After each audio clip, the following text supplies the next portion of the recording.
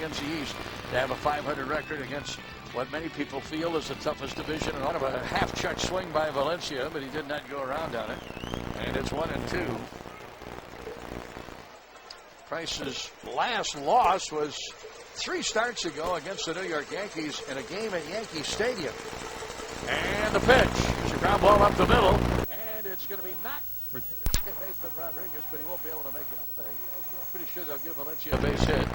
They will, and Danny is on with the first hit of the game. And the Twins will have a base runner with 2 outs. And that'll make a winner out of Casey Chin. He'll be back to play the Cub Foods $100,000 hot streak again tomorrow. And Casey wins a daily prize. Streak now at 2 games. Registered to play at your local participating Cub Foods. Make sure to purchase your butter kernel vegetables and S&W beans at Cub Foods. Now the batter is the right-handed hitting Jason Repko. And Repko takes a breaking pitch down low and in, and 1 ball and no strikes. Repko batted in the game last night. He struck out as a pinch hitter against Rafael Soriano. Did not play in the Monday game. Jason with a .316 batting average, 2 homers and 4 runs batted in. Takes a big cut at that fastball and fouls it back. And it's 1 ball and 1 strike. Folks, don't miss your chance to experience an outing with your group during the inaugural season at Target Field. Due to high demand, inventory is extremely limited, so don't delay. Call 833-TWINS or visit twinsbaseball.com today to inquire about dates still available for your group. Swing and a miss. Repko down in the count now at 1-2. There's that fastball again from David Price. He has yet to throw anything but a fastball this inning. Every single pitch is a fastball. Well, Price takes a big breath, exhales, and he's ready to pitch. Here is the 1-2 delivery. Valencia's running, and here's a drive to deep left center field. This ball is going to be off the wall. Valencia's going to be waved home. He was running on the pitch. He's going to score, and Repko has doubled in the first run of the game, and the Twins are leading 1-0. Well, John, good hitting right there by Jason Repko. First of all, he got nothing but fastballs, and a guy that throws as hard as Price, I understand he wants to get through the first couple innings with 1 pitch if he can, but he's got to show something. Even if he just throws it off the plate right there, he has thrown at least 10 straight fastballs, and Repko got one down in the middle of the plate that he just drilled. So Repko is at second base. The Twins have the 1-0 lead, and now the number 8 batter in the order for the Twins, J.J. Hardy, steps in. Repko picks up his 5th run batted in and has his 4th double. And the Twins lead 1-0 here in the second. And the set now by the left-hander and the Price. Swinging a pitch, a swing and a foul back by David Price. And it will be 1 ball and 1 strike to count to Hardy. Make it 0-2.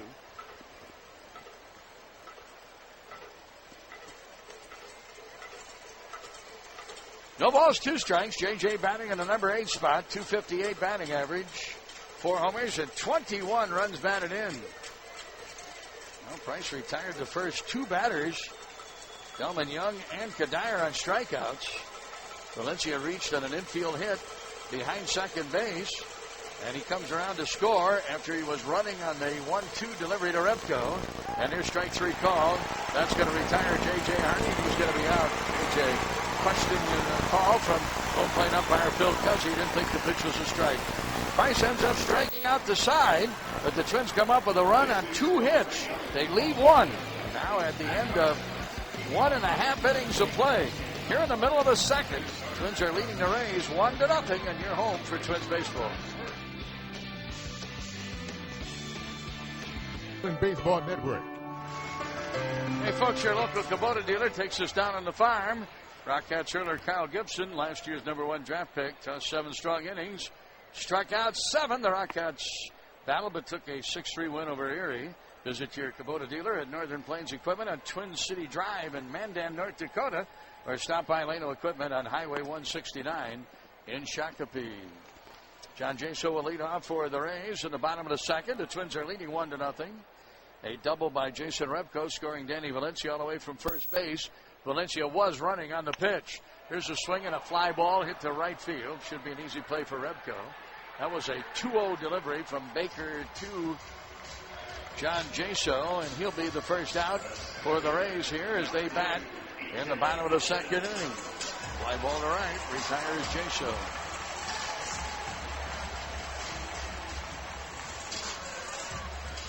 Jaso carrying a .271 batting average and 1 for 4 in the series.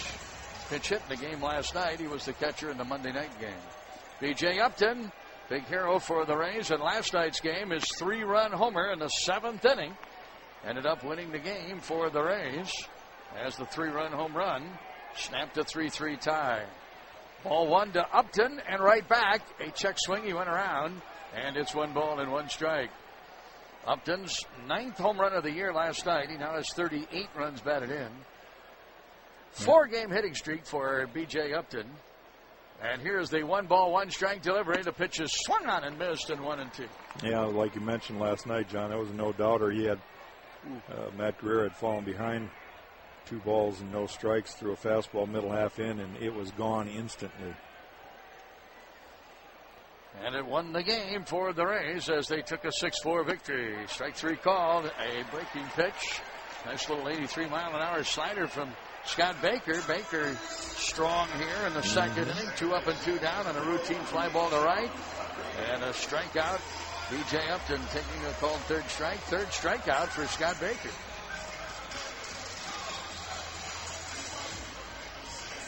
Sean Rodriguez bats. Rodriguez stepping in. He had a 3-run homer last night. First time since 2006 that the Rays had hit 2 3-run homers in 1 game. And they did it last night. Rodriguez hit his in the 1st inning. Upton hit his in the 7th inning. Strike 1 to Rodriguez. Right back, and the pitch is swung on and fouled. And it's 2 strikes. I like Baker's pace right now. He's kind of like David Price. He's working fast, throwing strikes, being aggressive, and that's what Bake needs to do.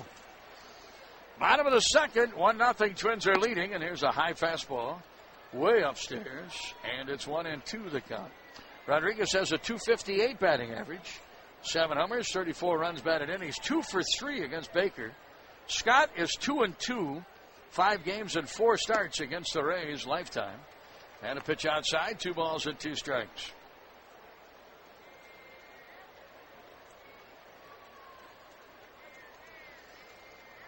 Two the count, 2 away, nobody on. Rays in the second, they're down by a run, and here's a line drive. Caught by Hardy at shortstop. A dive and a catch by Hardy. Takes a hit away from Rodriguez, and a 3-up, 3-down inning for Scott Baker as the Rays go quickly and quietly in the second. The end of 2, 1-0 Minnesota. Your home for Twins baseball.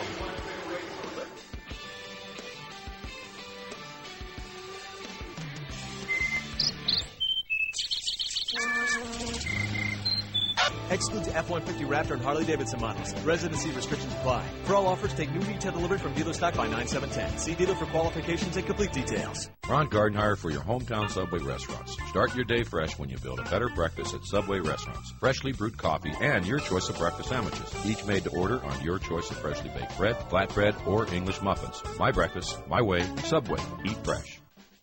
You're listening to the Treasure Island Baseball Network. Here's the Continental Diamond Around the Diamond contest, folks. If the Twins hit a home run here in the 3rd inning, fan will win a $250 gift certificate to Continental Diamond in St. Louis Park.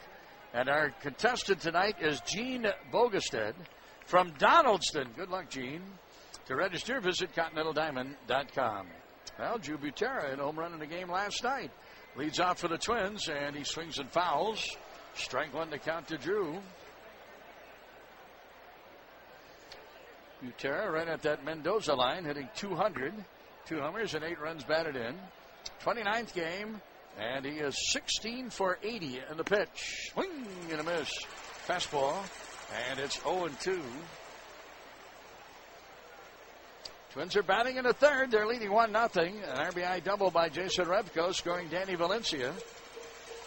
And the pitch. Swinging a foul back. Still 2 strikes to Drew Butera. Drew catching once again tonight. Joe Mauer is the DH. Thought maybe Joe might catch tonight, but Ron Gardenhire is saying that not quite ready to test that throwing with that sore right shoulder. Here's a fly ball to center field. Should be an easy play for center fielder B.J. Upton, the one-handed catch, and that'll retire leadoff batter Drew Butera. Let's pause here for station identification on your home for Twins baseball.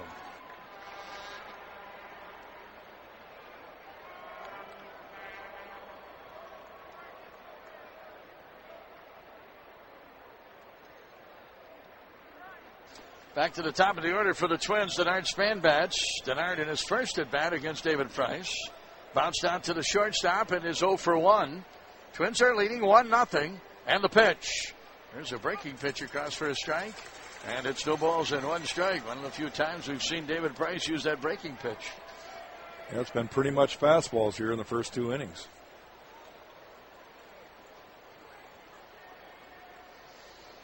Oh, and 1 to count as Price works to Span. On deck, Alexi Casilla. And the pitch. Another curve. This one is across, and it's 0-2. And now Span in the hole at no balls and 2 strikes.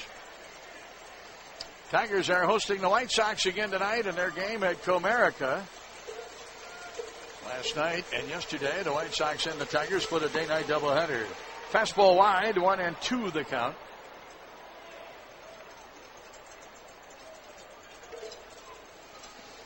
Chicago leading in that game 1-0, and Tigers batting in the bottom of the 3rd inning. And the pitch. Fastball fouled off to the left and out of play. 1-2 the count.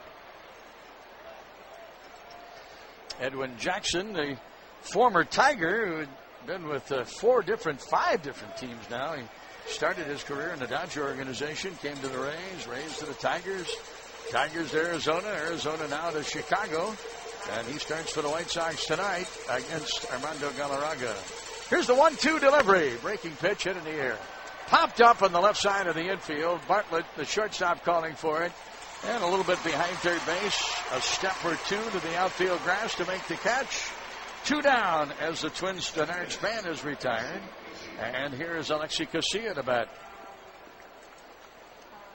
And you wonder sometimes, John, how a guy can go to 5 different organizations and he's still considered a premier pitcher. You know, he threw a no-hitter this year for the Diamondbacks.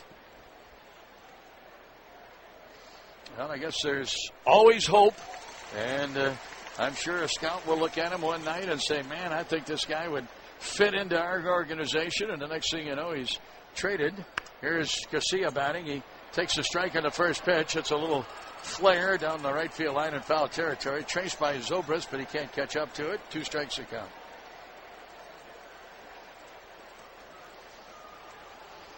I'm sure that there was a time or two. I remember when Edwin Jackson was drafted by the Dodgers, he was considered to be the top prospect in the Dodger organization. He was on the cover of Baseball America as the #1 prospect years ago. There's a pitch that's way outside, past Jason the catcher, and all the way to the backstop, 1-2. But fame can be fleeting, and Mr. Edwin Jackson is trying to hang on. He just hasn't stuck with anybody. Yeah, He's got that kind of stuff, but there must be something that the rest of the world doesn't know about. Here is the 2-strike delivery. It's down low and in. 2 balls and 2 strikes. Twins are leading 1-0. In the 2nd inning, Danny Valencia reached on an infield hit behind second. He was running on a 1-ball, 2-strike count to Jason Repko. And Repko drilled one off the wall in left center field. Valencia came around to score. And the pitch. Changeup off speed. And it's fouled down the third baseline. Casilla at 2 balls and 2 strikes.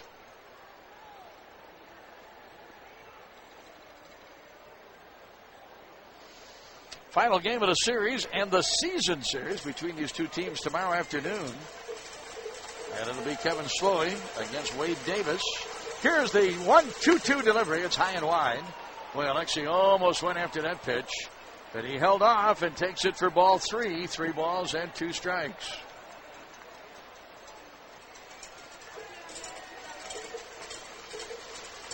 Here's Price now in a payoff pitch to Casilla, and he swings and fouls.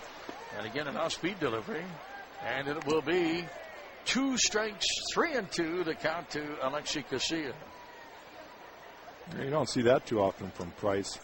He threw a changeup when he's behind the count, or even in the count, I should say, and when he's deep in the count like that, he's usually going to power guys with either that 95-mile-an-hour fastball or try to drop a good curveball on him. But that was a straight change right there.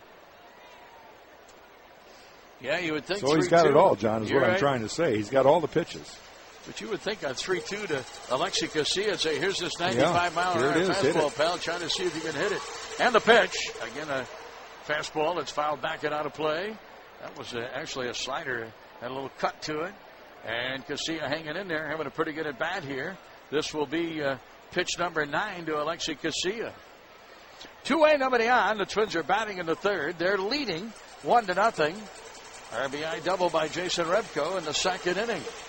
Price ready now, a full wind, and the pitch. Again, the foul.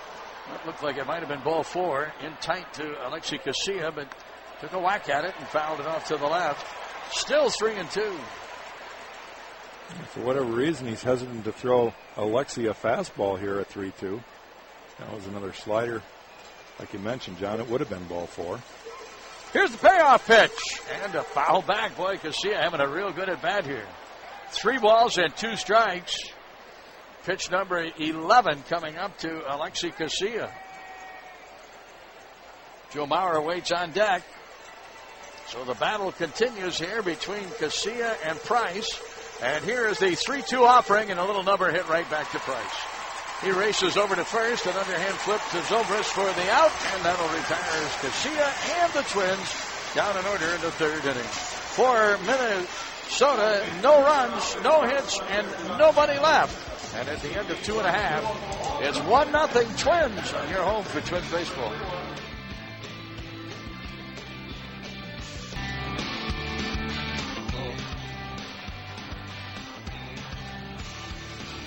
Leadoff batter for the Rays here in the bottom half of the third inning going to be Jason Bartlett. He is the number 9 hitter in the order for the Rays, facing Scott Baker. First pitch of ball. Second on its way, and here's a little pop-up into shallow right field. Long run for Repko. Repko still racing for it and dives, makes a one-legged slide, and times the slide perfectly to make the catch. Pretty good play by Repko, although I'm not too sure he needed to do that. John, I'm not sure that he timed the slide perfect. He slid way too long. Yeah. He was sliding instead of, sliding right underneath the ball. He slid to get to the ball. And he could have run right into it. You're right. And he actually decelerated on his slide, so he didn't slide too far. I'll say this about Repko. He's made some very interesting plays. And there was one that he made right there.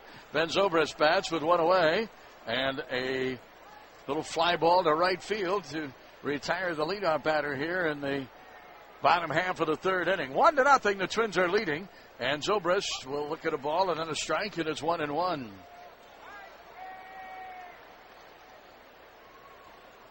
One ball, one strike. Zobrist in his first at bat, he doubled. He has the only hit of the game so far for the Rays, and it was a questionable 2-base hit. Line drive to center field that Denard Span didn't have a real good route on. And actually, he was back with the ball in front of him, and he made a dive for it and couldn't come up with it. Here's a fly ball down the left field line. This might be playable. Nope, it's going to be out of reach for Valencia, Hardy, and Young. Drops in foul territory, and it'll be 1 ball and 2 strikes. 1-2 the count to Ben Zobrist batting with one away and nobody on. Twins leading 1-0. Here's what's brewing in this day in Twins history, brought to you by August Shell Hopfen Malts. August 4th, 1985, Rod Carew, then a member of the Angels, collected his 3,000th career hit, courtesy of Frank Viola and the Twins. Carew would finish with 3,053 hits, 2,085 of them with the Twins. August Shell Hopfen Malts, August Shell's 150th anniversary brew. Zobrist is going to be out on a called third strike. Wow, kind of a delayed call there by Phil Cuzzy. And Zobrist standing at home plate, and Cuzzy finally coming up with a call. And the strikeout on the 4th pitch. Well, he asked Jerry Crawford at third base, and Jerry's just waiting for him to ask him because he had his hand ready to go. Yep. And Crawford makes the call. There was a check swing Not a called third strike. It's a swinging third strike. And Zobrist is out on strikeout number 4 in the game. And here's a ground ball hit to first base. Boy, Baker, he is just cruising along here. In the third inning, a 3-up, 3-down inning. He's now retired 7 in a row. Carl Crawford out on the first pitch, and an unassisted play by Michael Kadire at first base. And the Twins, Baker retires the Rays in order in the third. End of 3, 1-0 Minnesota. Your home for Twins baseball.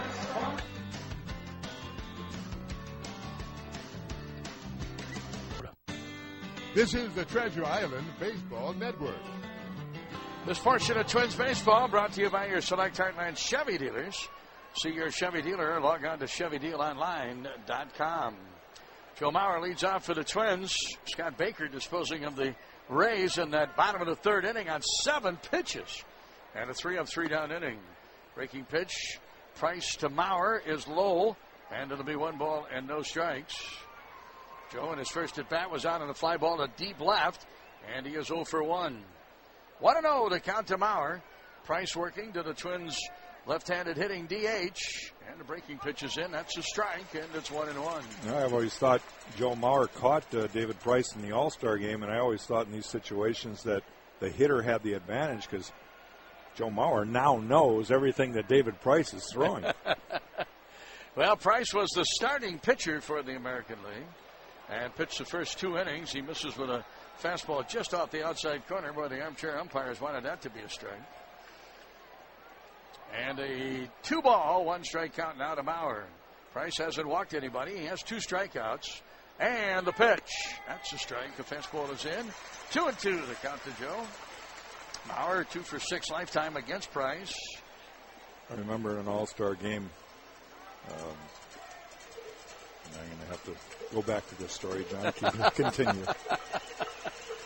Now, don't tell me you're having a senior moment.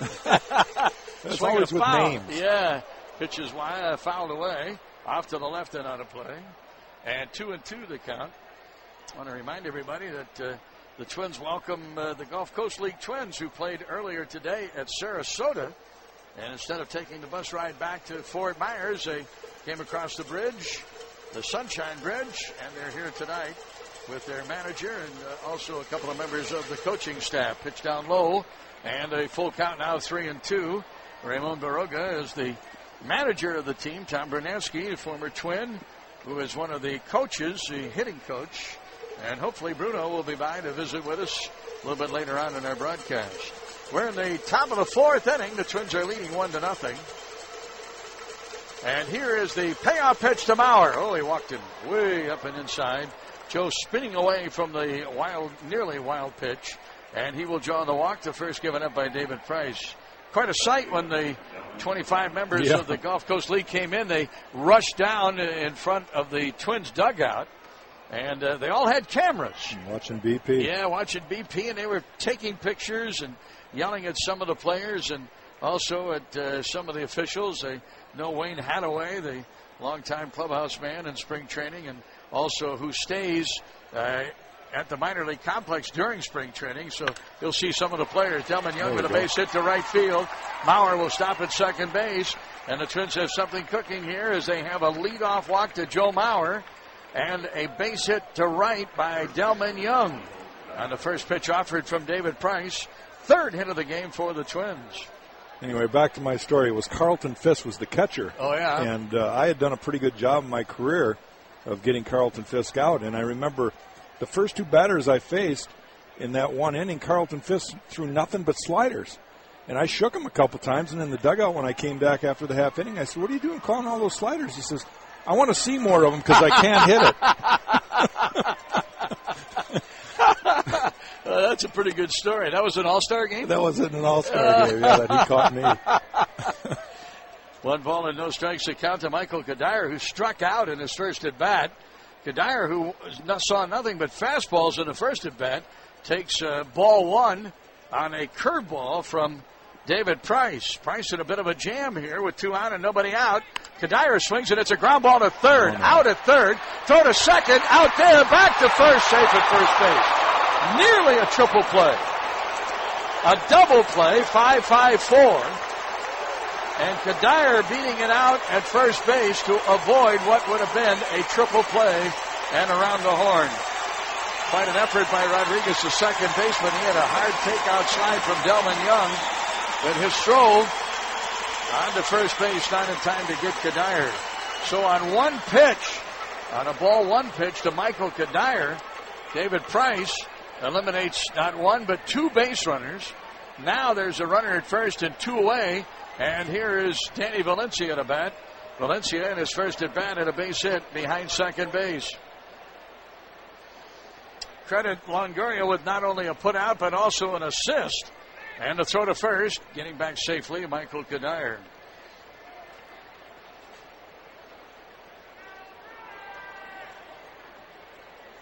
Well, that's how you get triple plays right there. A guy hits a rocket right at the bag, and they're able to turn two. Well, actually, Longoria, he had to take one big giant step to third. Again to throw to first. Kadire gets back. And that probably was the hesitation that allowed Kadire to reach at first base. But Rusty Staub or Kent Herbeck were running. Oh, boy. Jim Thome had been out. Jim Thome? Yeah, by a couple Michael of steps. had a hustle to avoid that right He there. sure did. Now Valencia bats as Price checks the runner a couple of times, and then he delivers a breaking pitch that's in there for a strike to Valencia. And 0-1. 1-0. The Twins are leading. We're batting, the Twins are, in the top half of the fourth inning. And they have a runner at first with two away. Twins started the inning with a hit and a walk, but Kadire bounces into a 5-5-4 double play. He now is at first base, and Valencia bats at one strike, and he swings and fouls a fastball back, and it's 0-2. AutoTrader.com sponsoring the search for the ultimate Twins fan. Submit a photo showing your love for the Twins along with a 50 to 100-word description of why you're the ultimate Twins fan. You could be on your way to Twin Spring Training in 2011. Visit twinsbaseball.com/ultimate fan to submit nominations, to vote, and for more information. The contest runs through September 8th. Who are the judges? I don't know. We'll have to find out. Here's the throw to first again. Kadire diving back safely. He doesn't really have that big a lead, but Price, for some reason or another, is paying particularly close attention to Kadire.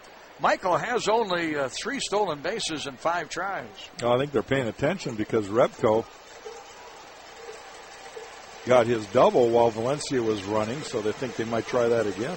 Well, here's the set and the 2-strike delivery now. The long hesitation and the pitch way outside. And 1-2. Well, with the Valencia batting, and he was the runner at first base back in the second inning, it was a 1-ball, 2-strike count to Repko. Repko got a fastball that was kind of up in the zone a little bit, right over the heart of the plate, and he laced it into left center for a 2-base hit, and Valencia scored easily all the way from first. 1 ball, 2 strikes. Here's the pitch inside, and 2-2 the count. Price had an easy 1-2-3 first inning, 9 pitches. Extended a bit in the second inning with 20 pitches, 21 pitches in the third inning. This will be just the 14th pitch here for him in the fourth inning. His pitch count is at 64, and the pitch inside again. 3-2 and a full count to Danny Valencia. So now Kadire will be running on a 3-2, 2-out pitch.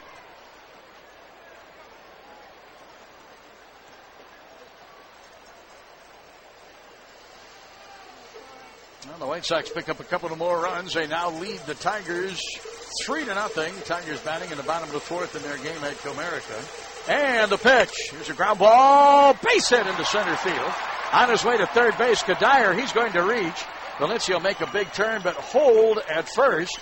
And Valencia 2 for 2 in tonight's game. Kadire now at third base with 2 away.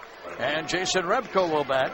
Repko has the only run batted in of the game. His double drove home Valencia in the second inning for the 1-0 Twins lead. Well, another good at-bat for Danny Valencia there. He finally worked it into a fastball situation where he had to come over the plate. He was ready for it. Bartman made a dive for that ball but couldn't come up with it. Kadire, who was running on the 3-2 2-out delivery, reaches third easily. And now Repko will bat with runners at first and third and 2 away. as the Twins bat here in the top half of the fourth inning. Pitch to Rebko. That's a strike. The fastball is in, and it's 0-1.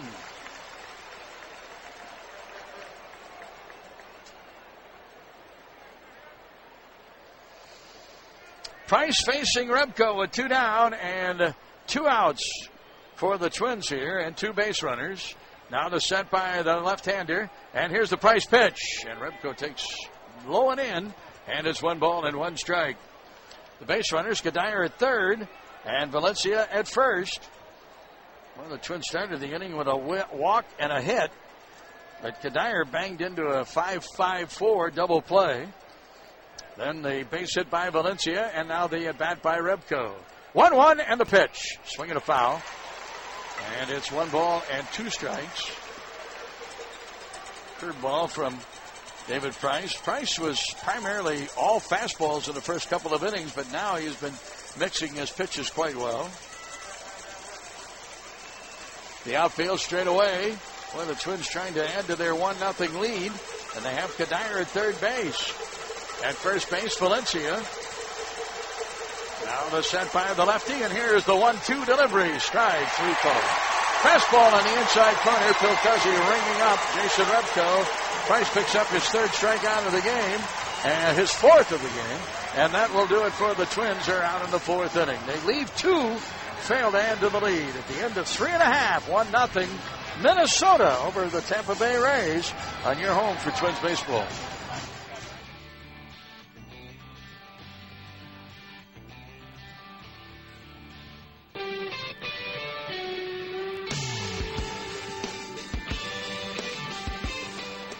Evan Longoria will lead off the bottom of the 4th inning. The Twins are leading the Rays 1-0, and Longoria on a check swing, looks at a strike, 0-1. Swings and bounces one to short.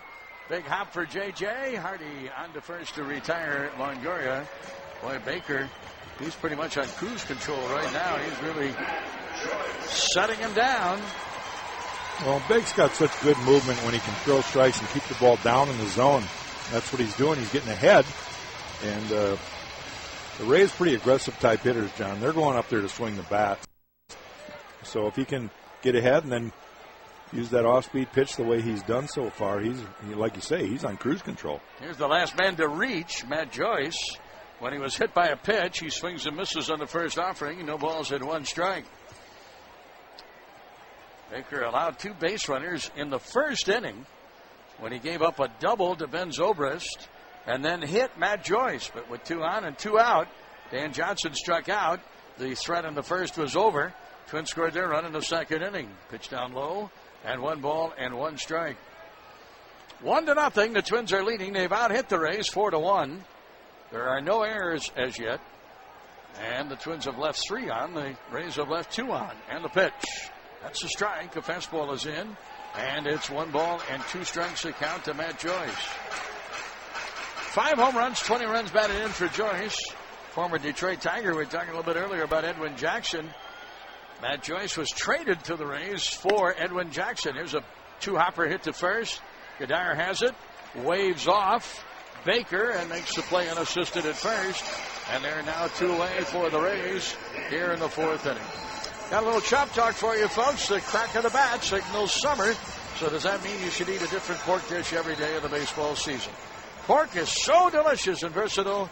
Don't rule it out. Discover a whole season of tasty pork recipes at theotherwhitemeat.com. Here's Dan Johnson to bat and the pitch. It's in there for a strike. A curveball across. 0-1 to count.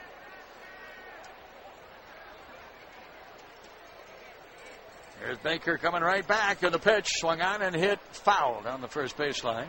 Played in foul territory by Michael Kadire, and 2 strikes to count.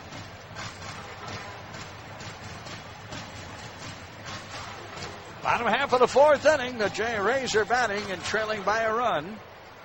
They've had only 2 base runners so far, and both of those were in the 1st inning. And the pitch, swinging a foul. Still a 2-strike count to Dan Johnson.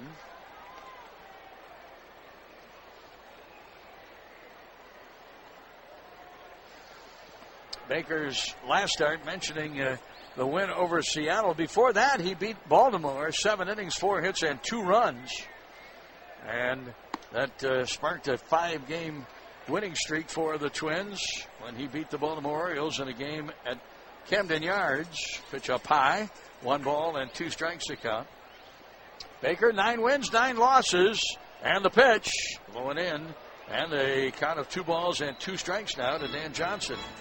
A win for Baker tonight. He would join Lariano, Slowey, and Pavano, double-digit winners for the Minnesota Twins. Pavano has 13, and 10 each for Lariano and Slowey. David Price is trying to become the first 15-game winner ever in the Tampa Bay franchise. Here's a foul over the Twins dugout, traced by Butera and by Valencia, but it's out of play, and the count remains at 2-2. 3 Rays pitchers have won 14 in a season, but no Rays pitcher has ever won 50. Did not know that. Yeah. Let's see where David Price was one of the 14-game winners last year. And they had Edwin Jackson as a 14-game winner. And the pitch. This one might be playable. A foul down the third baseline. Valencia tracks. Valencia makes the catch. Nice play by Danny Valencia. A rather circus effort by Danny Valencia as he nearly didn't get to the ball. But he reached out, fell down, and made the catch, and that'll retire Dan Johnson and the foul ball pop-up. And another 1-2-3 inning for Scott Baker. He's now retired 10 Rays batters in a row. At the end of 4, 1-0 Minnesota on your home for Twins baseball.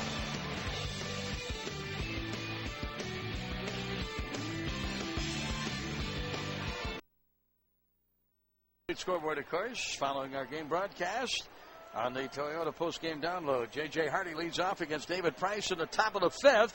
And the first pitch is low, 1 ball and no strikes. J.J. a called third strike in his first at bat and is 0 for 1. Time for our U.S. Bank email of the game. Send your question to John and Dan at twinsbaseball.com. If you use your question, you'll have a chance to win U.S. Bank home run porch tickets. U.S. Bank, all of us, serving you. Here's the Price pitch, and it's right in there for a strike. Talking a little bit about pitching around a hitter at a critical time with Jack Morris here. I'd love to hear him discuss his attitude or approach to pitching around a hitter, and particularly how this changed over the course of his career. Ground ball to short, and an easy play to retire leadoff batter J.J. Hardy. And there's 1 away. 1 up and 1 down. The question coming from Scott in Richfield, Minnesota.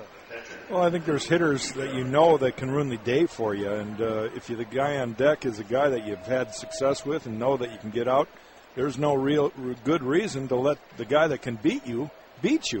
And so, if the game situation allows you to pitch around him, you certainly do. And I'll tell you right now who I did that a lot to the second half of my career, a guy named George Brett. Because in the first half of my career, he ruined my day a lot. So I figured I could get the guys out around him, and I did. And George got a lot of walks. Swing and a miss by Drew Butera, and strike 1. There's 1 away, nobody on. The Twins are leading 1-0, and here's a swing and a foul back. Why not just walk him on 4 pitches? Well, that's what basically I did. I tried to get him to chase a couple lousy ones, and he didn't really have much to do with that. So I just threw a couple more lousy ones. Well, Drew Butera batting now with a count of no balls and 2 strikes. The Twins leading in this game 1-0. David Price to Butera in the pitch. Another foul. And it's still 0-2.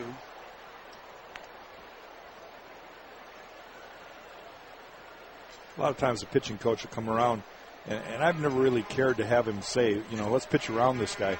Basically, I'd rather have him say, let's walk him or let's pitch to him. Because when you pitch around him, a lot of times a pitcher can leave a ball over the plate, and that's exactly what you don't want to do. Right. So I'd rather see the pitching coach or the manager come out and tell you what he wants you to do. Pitch just missed inside to Butera, and right back, and here's a line drive and a base hit into left field for Drew Butera. Boy, I tell you, Drew Butera's bat really has come alive here since the All-Star break.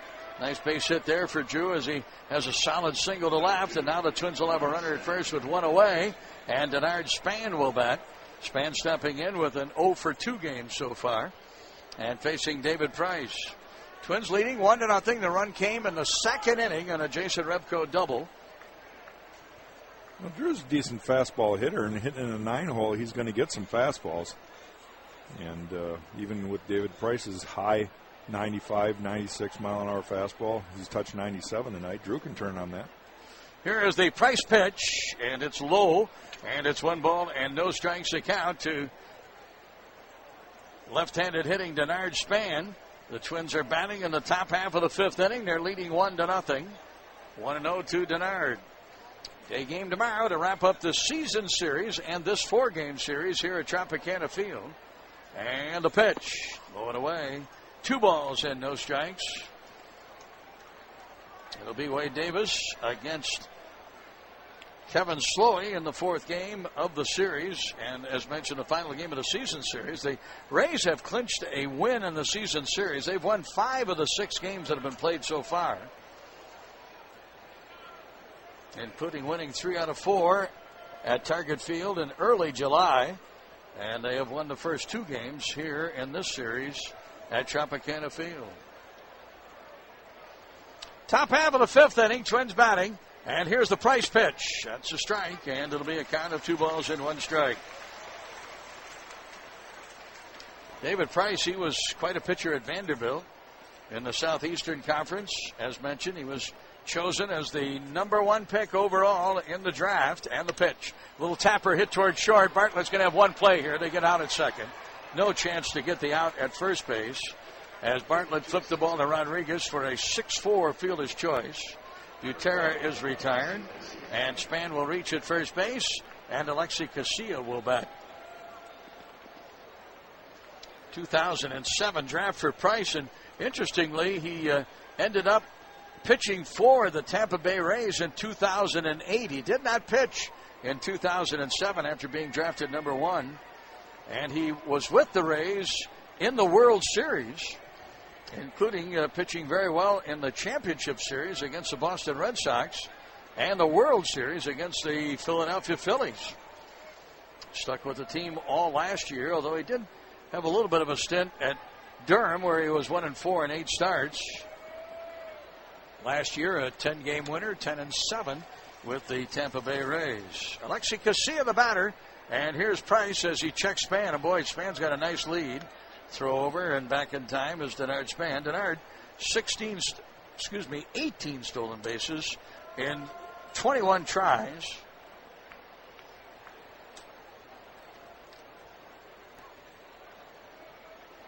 Now the set by the lefty. Price again checking Span and again throws over, and Span gets back.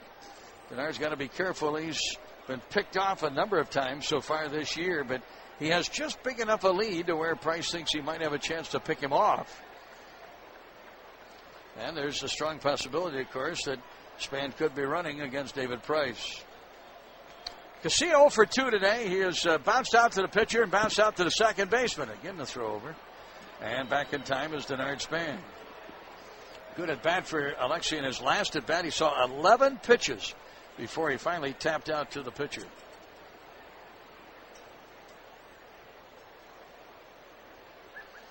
Here's the set by Price. The look to the runner at first to the pitch. And the strike is in. A fastball. No balls and 1 strike to count to Alexi Casilla.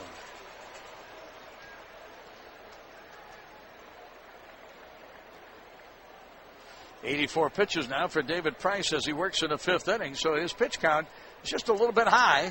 Here's a bunt attempt. Casilla draws the bat back, takes a pitch for a ball, and it'll be 1-1.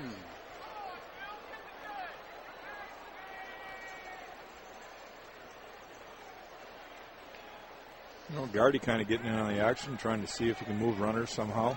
Do have 1 out, so I think Casilla was bunting on his own, or at least showing bunt to see if he could draw the infield in. Here's the set now by the lefty, and Price to first base, and Span gets back. Well, the 1-out single by Drew Butera. Span then forced Butera at second base, and now Casilla bats with a count of 1 ball and 1 strike. Price ready. Again, he looks to that runner, and here's the pitch, and he drops the breaking pitch across for a strike, and it's 1-2. A couple of quick announcements in the baseball front today.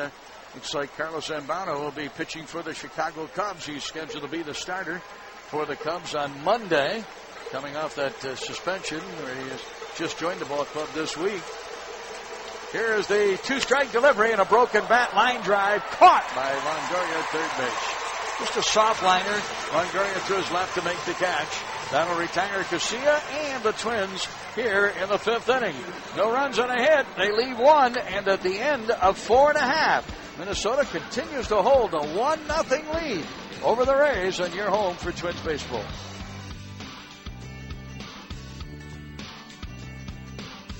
The pregame lineup card.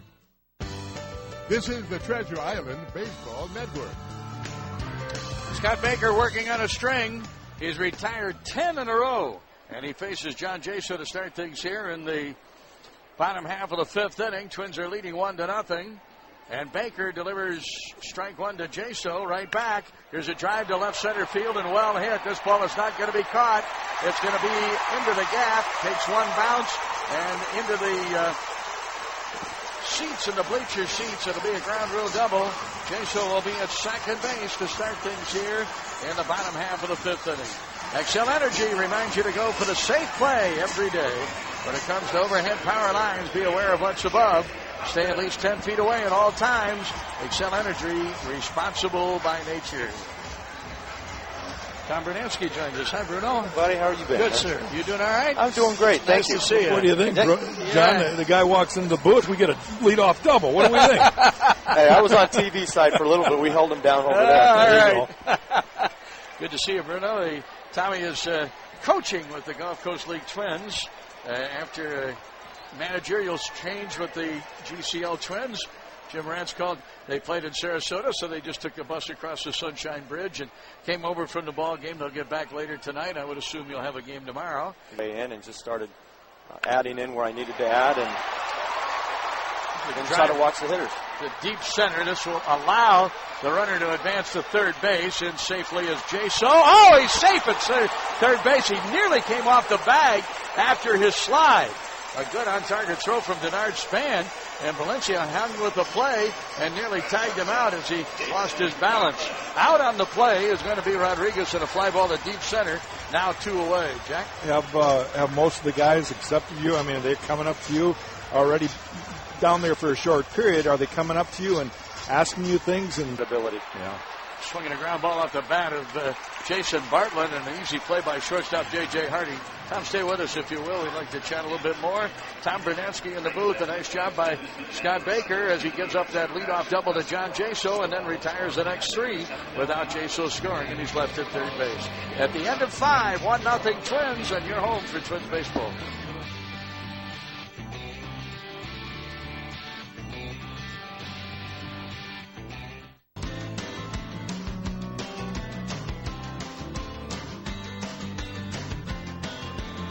Well, we're back at Tropicana Field. Tom Bernansky joining us here in the broadcast booth. Tom, the hitting coach of the Gulf Hour, is the leadoff batter for the Twins. He bounces out to the second baseman.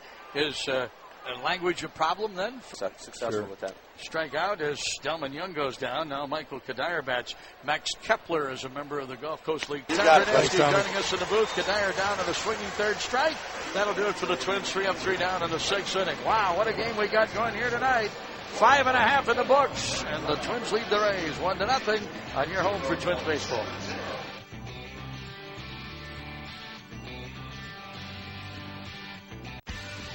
You're listening to the Treasure Island Baseball Network.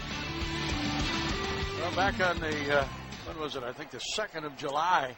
The 2 pitchers, Baker and 4 for 6, drove in 6 runs when the Astros scored 18 runs in their win over the Cardinals. Who's on Target? Brought to you by Target. You'll find everything you need to enjoy outdoor baseball back at Target Field. Target, expect more and pay less.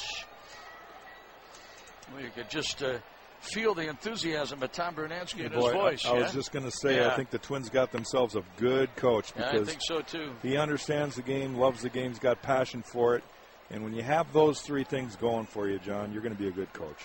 Yeah, we wish him the best of luck. A very popular player with the Twins, and certainly he's doing quite a job. Here's a fly ball into left center field. Span tracking, and it drops in. On his way to second base and reaching there, Crawford. He runs well. A little fly ball looked like it was going to be caught by either Span or Delman Young, and it dropped in between them. And the one-out double and the tying run at second base for the Tampa Bay Rays. That's just one of those spots where a ball lands that both fielders are able to get to it, and they both want it, and yet neither one. They both kind of pull off at the end because they hear steps or haven't heard anybody calling it. Quite honestly, the old baseball rules, the center fielder takes everything he can get. Delman probably should have which he did. He backed it up, but they just, right at the last minute, neither one could communicate. Third hit of the game for the Rays, and all of them are doubles. They have a two-bagger from Zobrist, a two-base hit from Jaso, and now a two-base hit from Carl Crawford. And the batter now is Evan Longoria. First pitch to him is a ball, 1 and no strikes. Baker working here in the bottom of the 6th inning with 1 out and 1 on, and Longoria takes a strike. A slider is in, and it's 1 ball and 1 strike. Country Hearthbread is a proud partner of the Minnesota Twins. Country Hearthbread, the toast of the Twins.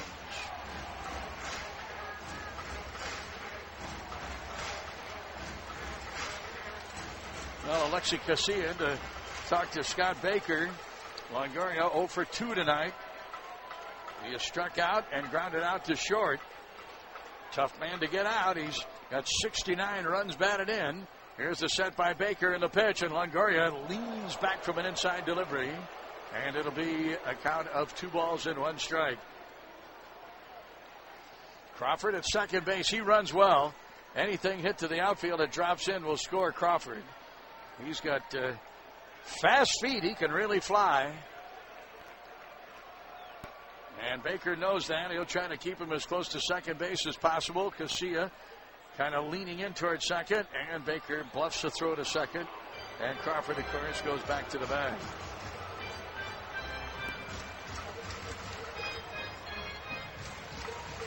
One to nothing. The Twins are leading. Twins scored the lone run of the game in the 2nd inning. Jason Repko's double scored Danny Valencia running from first base. And the pitch, a strike on the outside corner. Boy, I tell you, that pitch just hit the black. And it's a 2 ball, 2 strike count now to Longoria. Good pitch. A slider that just caught the outside corner. Well, Bake's got to be careful here. Longoria, like you say, can drive the ball. Crawford will run at any point, so he can score easily on a base hit. 2-2 in the pitch. Swing and a miss. He got him. He's out. Here's the tag of Butera on Longoria, and he struck him out with a breaking pitch. Boy, what a great pitch that was. 5th strikeout of the game. Let's pause here for station identification on your home for Twins baseball.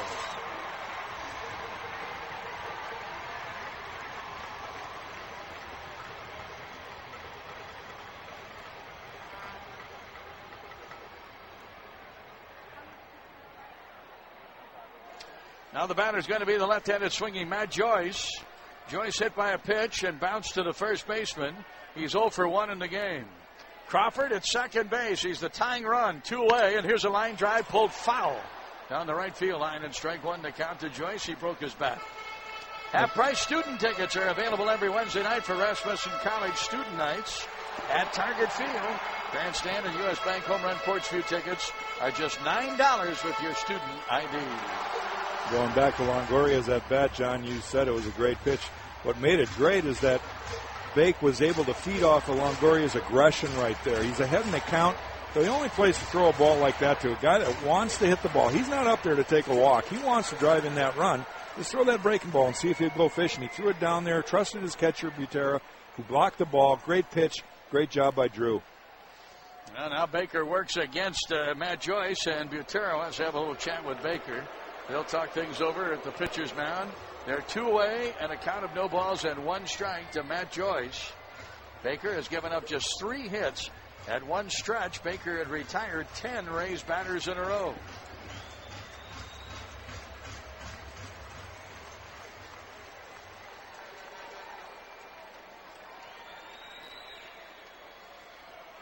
Well, now right-hander Baker leaning in. Checks the sign with Butera, and here's the pitch to Joyce, and it's low. 1 ball and 1 strike. Twins got their run in the 2nd inning. It's the only run of the game. They lead 1-0. And the Rays are batting here in the bottom half of the 6th inning. Now the set by Baker. Checks the runner at second. That's Crawford. And the pitch. Check swing. He went around. And a count of 1 ball and 2 strikes. Joyce tried to hold off on that slider pitch. Boy, that's been a real good pitch for Scott Baker. Off speed, and Joyce thought the pitch might be low, but he had a half swing at it and went around, and a strike call coming from Phil Cussy, the home plate umpire. Now the set, Baker ahead at 1-2. And the pitch to Joyce, and it's low. It's 2 balls and 2 strikes. White Sox holding a 4-0 lead over the Tigers. Detroit batting in the bottom of the 7th inning. Home runs by Carlos Quentin and also by Paul Konerko. Konerko now with 27 home runs. Twins and White Sox will lock horns next Tuesday, Wednesday, and Thursday at U.S. Cellular. And the final leg of this 3-city road trip for the Twins. They'll play here in St. Pete, next Cleveland, and then Chicago. Here's the 2-2 delivery. Wide. 3 balls and 2 strikes. Baker hasn't walked anybody as yet. He has struck out 5, including his 5th victim, Longoria, here in the 6th inning. Well, John, it's not a time to give in to the hitter right here. He's doing a good job of working around the plate to Joyce. And I'd try to throw that same pitch that he threw to Longoria, breaking ball down and see if he can go, because you got a base open at first, even though he's the go-ahead run. Left-handed hitting Don Johnson is up next. Here's the pitch, and a swing and a miss. He struck him out. A low breaking pitch. Boy, that was a dandy, a slider.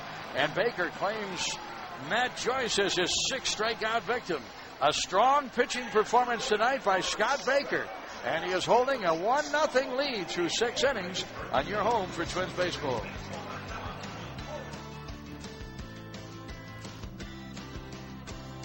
This is the Treasure Island Baseball Network. Time for the Minnesota State Lottery 7th inning scratch. Call 833-TWINS and hit 0, followed by the pound sign.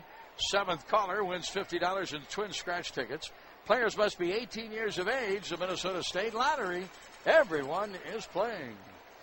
Danny Valencia will lead off for the Twins. Danny having a good game. He's 2 for 2. The only man in tonight's game that has more than 1 hit for either team. And he looks at a breaking pitch low, and it's 1 ball and 1 strike. Valencia, Rebko, and Hardy to face David Price in the 7th, and a 1-0 Twins lead. 104 pitches now for David Price, and the pitch.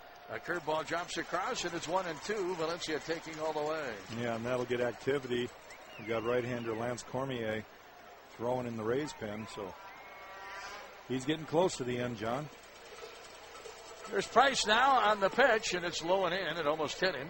And Valencia had to back out of the way of that fastball. 2 balls and 2 strikes. Well, certainly Price is no stranger to a pitch count of over 110 pitches. 115 in his last outing when he went 6 1/3 against the Detroit Tigers. And here is the 2-2 delivery and a breaking pitch pulled foul. Past Scotty Olger at the third base coaching box. Looks like the high pitch count for David Price was 115 in the last outing. He had 113 in the 2 previous outings. 119 in a game against Oakland on the 7th of May in a game at Oakland. 2-2. Wide, 3 balls and 2 strikes. Price has walked only 1. That was Joe Mauer in the 4th inning. And he has struck out 6 so far in tonight's game. David Price ready. Here's the payoff pitch, and he walks him, ball 4. He missed on the breaking pitch. Valencia draws a walk. He's reached all 3 times that he's been up. And now the batter is going to be Rebko, and we'll see if the bunt is in order here as the Twins try to move Valencia into scoring position at second base with a 1-0 lead in the top half of the 7th inning. He's got to be bunting here. Even though he got the double that scored the 1 run we have, I think Gardy's going to have to try to get that runner over. Well, now Price will face Rebko with the runner on, and Rebko showing no signs of bunting. Takes a fastball high and wide, 1 ball and no strikes. A lot of times the manager will give him the take sign on that first pitch and then bunt him on the second pitch. 1-0 the count now to the right-handed hitting Rebko. He has the only run batted into the game. And the pitch. And again, he shows no signs of bunting and takes a pitch low, 2-0. And Here comes Jim Hickey, the pitching coach of the Tampa Bay Rays. He wants to have a little discussion here with David Price, and the entire infield will join in. Trip to the mound, presented by Quick Trip. No fee ATM for Quick Trip, folks, because $20 shouldn't cost you $21.50.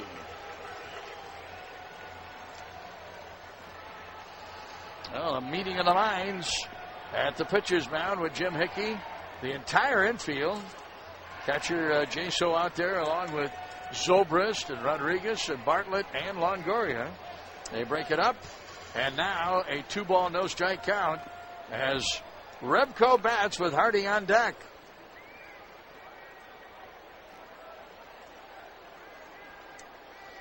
Cormier continues to warm in the pen for the Rays. And here is the set now by left-hander Price, and the pitch. That's a strike. The fastball is in, and it's 2-1.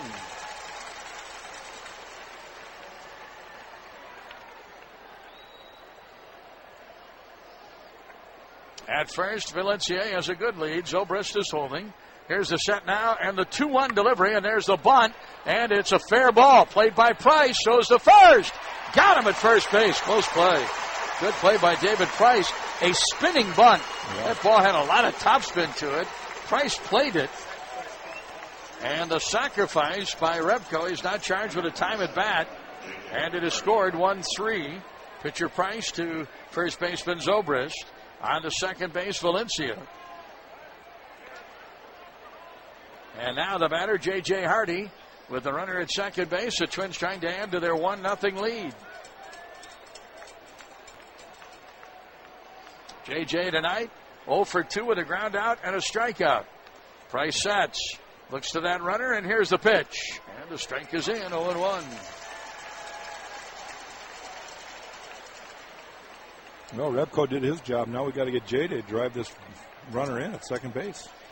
Well, the number 8 hitter, Hardy, 0 for 2 in tonight's game, and the pitch. Strike on the outside corner, and quickly J.J. in the hole at 0-2.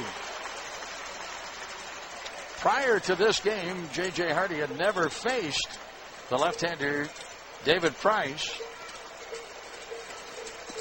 Outfield straight away for J.J. Hardy with that semi-open stance. And here's the 0-2 delivery, and it's high. 1 ball and 2 strikes to count.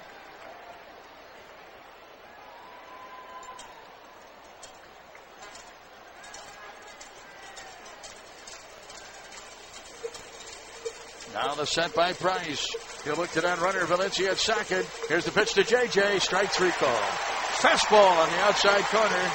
96-mile-an-hour heater from David Price. He picks up his 7th strikeout. And the Twins still have Valencia at second base. And the batter now is going to be Drew Butera. Now Butera has 1 of the 5 hits in the game for the Twins. Single to left in his last at bat. Hey, Jack, break up the Orioles. They're leading 9-1 over the Los Angeles Angels in Game 2 for Buck Showalter. Unbelievable. Go, Buck, go. Yes, sir. Here's the set now by Price, and a pitch to Butera, and he popped it up. It'll be fouled and out of play, and strike 1 to count. Baltimore leading 9-1. Luke Scott with another home run. He's now hit 20. He had a big home run for the Orioles in last night's game. Boy, those Angels, they're fading fast. They're 8 games back. The Rangers, who lead the West, are on the West Coast again tonight, playing the Seattle Mariners. They lost last night as Seattle snapped their 7-game losing streak.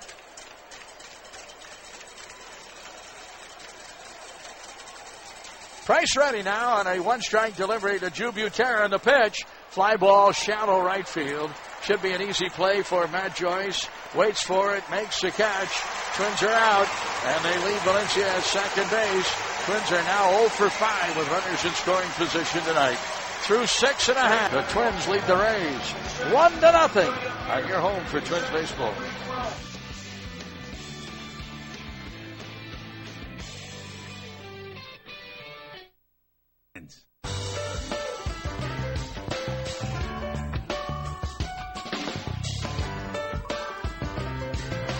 Hey, folks, the 7th inning stretch, as always, brought to you by Barrel of Fun, the official potato chips of the Minnesota Twins. Leadoff batter for the Jays Dan Johnson lifts a fly to right. Rebko just back toward the warning track, makes the catch and is one away. Yeah, the good folks at Barrel of Fun. Big League Taste, hometown values, KLN family brand in Perham, Minnesota. So Dan Johnson is the leadoff out on the first pitch of the bottom of the 7th inning. A 1-0 game as the Twins are leading. And here is the left-handed hitting John Jaso at bat. Jaso has one of the 3 hits in the game.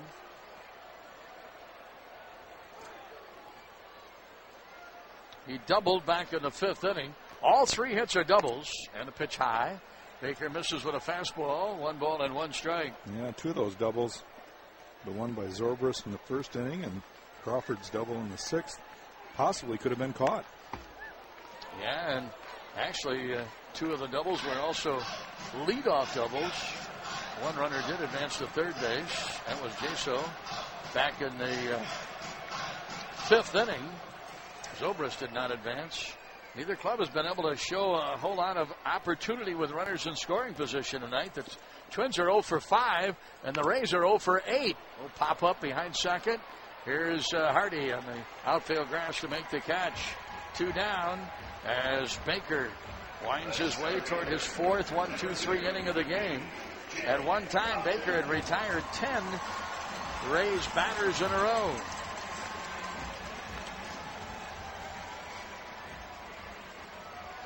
BJ bats. He's 0 for 2. And the big hit last night, the 3-run homer that ended up winning the game for the Rays.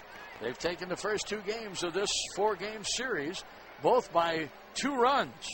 Well, I tell you, these 2 teams have really played close games all season long in the season series. Only 1 game of the 6 that has been played so far was decided by more than 2 runs. And that was 3 runs, with the Twins and the Rays playing a game at Target Field, which the Rays won by a score of 7-4. All the other games have been decided by 1 or 2 runs. 1-1 to Upton. It's a little pop-up, playable for Valencia. Foul ground. Valencia, nope, he's going to run out of room. And he reaches over the railing trying to get to that ball, but it was in the seats.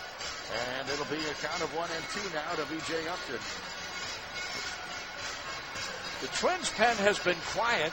Randy Schote, a left-hander, and the only left-hander in the bullpen, is warming up now for the Rays.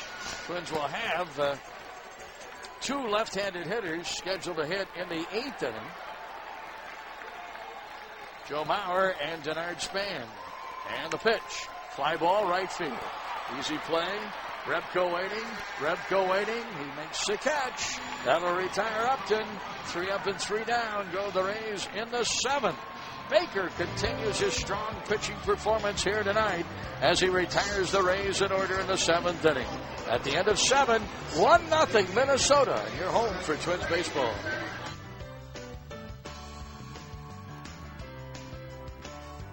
Coffee. Here's Randy Schote to pitch for the Tampa Bay Rays. David Price, he leaves. He won't have a chance to win this one. He could be the losing pitcher, but he cannot be the winner. And the Twins bat in the 8th inning with Denard Span against Randy Schote. Schote pitched in Game 1 of the series. And the first pitch to Denard Span is low for a ball, 1 ball and no strikes. Randy Schote worked 2/3 of an inning. He did have a walk. Did not give up any runs. That was the 4-2 win for the Rays in the Monday night game. And now it's 1 ball and no strikes to count to Denard Span, who's 0 for 3. And Span shows bunt on the second pitch, takes it low for a ball. And it's 2 balls and no strikes.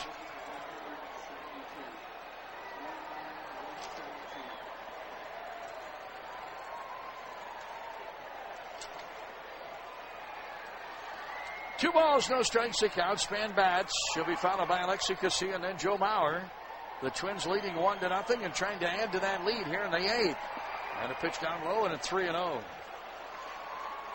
Chad Qualls, right-hander, warming in the pen for the Tampa Bay Rays. There is no activity in the Twins bullpen.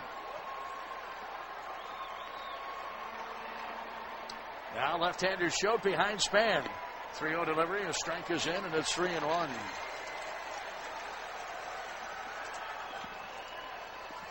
White Sox batting in the 8th. They're leading 4-0 in their game at Detroit.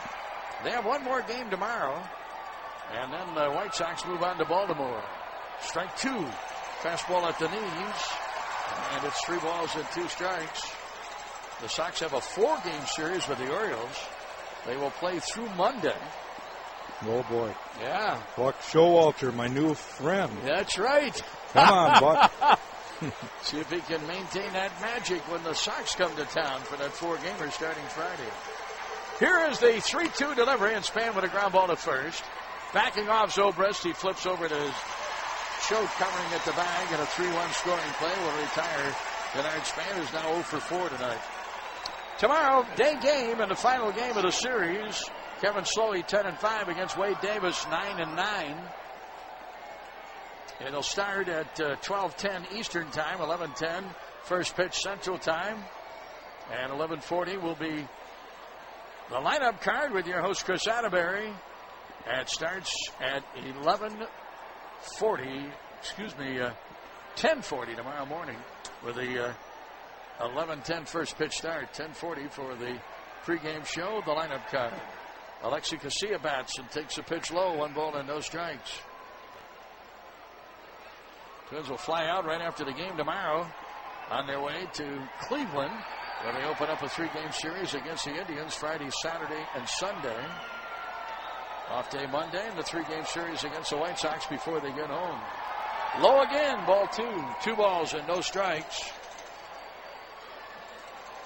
Well, every pitch is critical. Yes, it is. This has been one heck of a pitcher's duel. Bake is on his game tonight. Can't take anything away from David Price. We just squeaked that 1 run out in the 2nd inning. Casilla batting. Alexi is 0 for 3 tonight, and he takes a strike, and it's 3-1. Fastball that just caught the knees. 3 balls and 1 strike.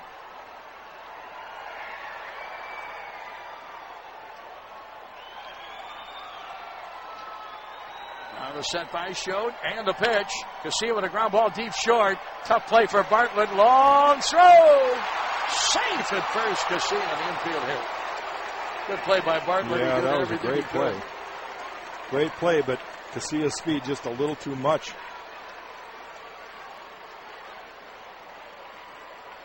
Twins get their 6th hit of the game, and now Joe Mauer will bat with Delman Young moving on to the on-deck circle.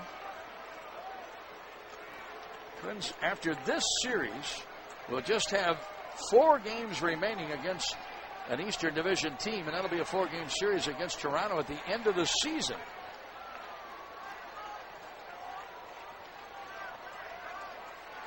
The White Sox, they will have 17 games remaining against the Eastern Division in the final 8 weeks of the season. Mauer takes a pitch inside, 1 ball and no strikes. And the Twins will have a good balance of their schedule, of course, against their Central Division rivals, but they also have 17 games remaining with the Western Division. And of those 17 games against the West, 7 of them are against division leading the Texas Rangers. Here is the delivery, and Mauer takes a strike. A fastball is in, and it's 1-1.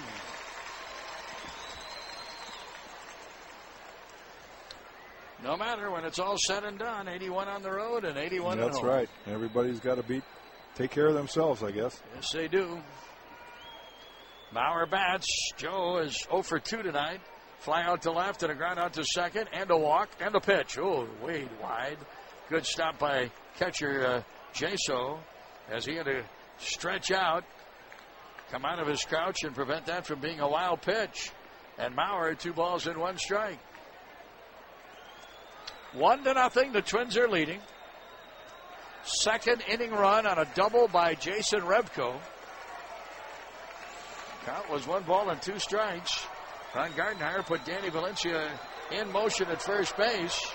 And Valencia came all the way around to score from first. And the pitch, swinging another foul.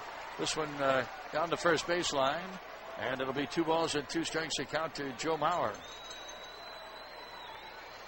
Talked a little bit earlier about some of the things that Mauer has done of late. Boy, he has really been in a groove. 22 games since the 3rd of July. He's hitting .382. He has 15 hits in his last 23 at-bats. That's a .652 batting average. Joe Mauer, a lifetime batting average of .450 here at Tropicana Field. He likes hitting at this ballpark.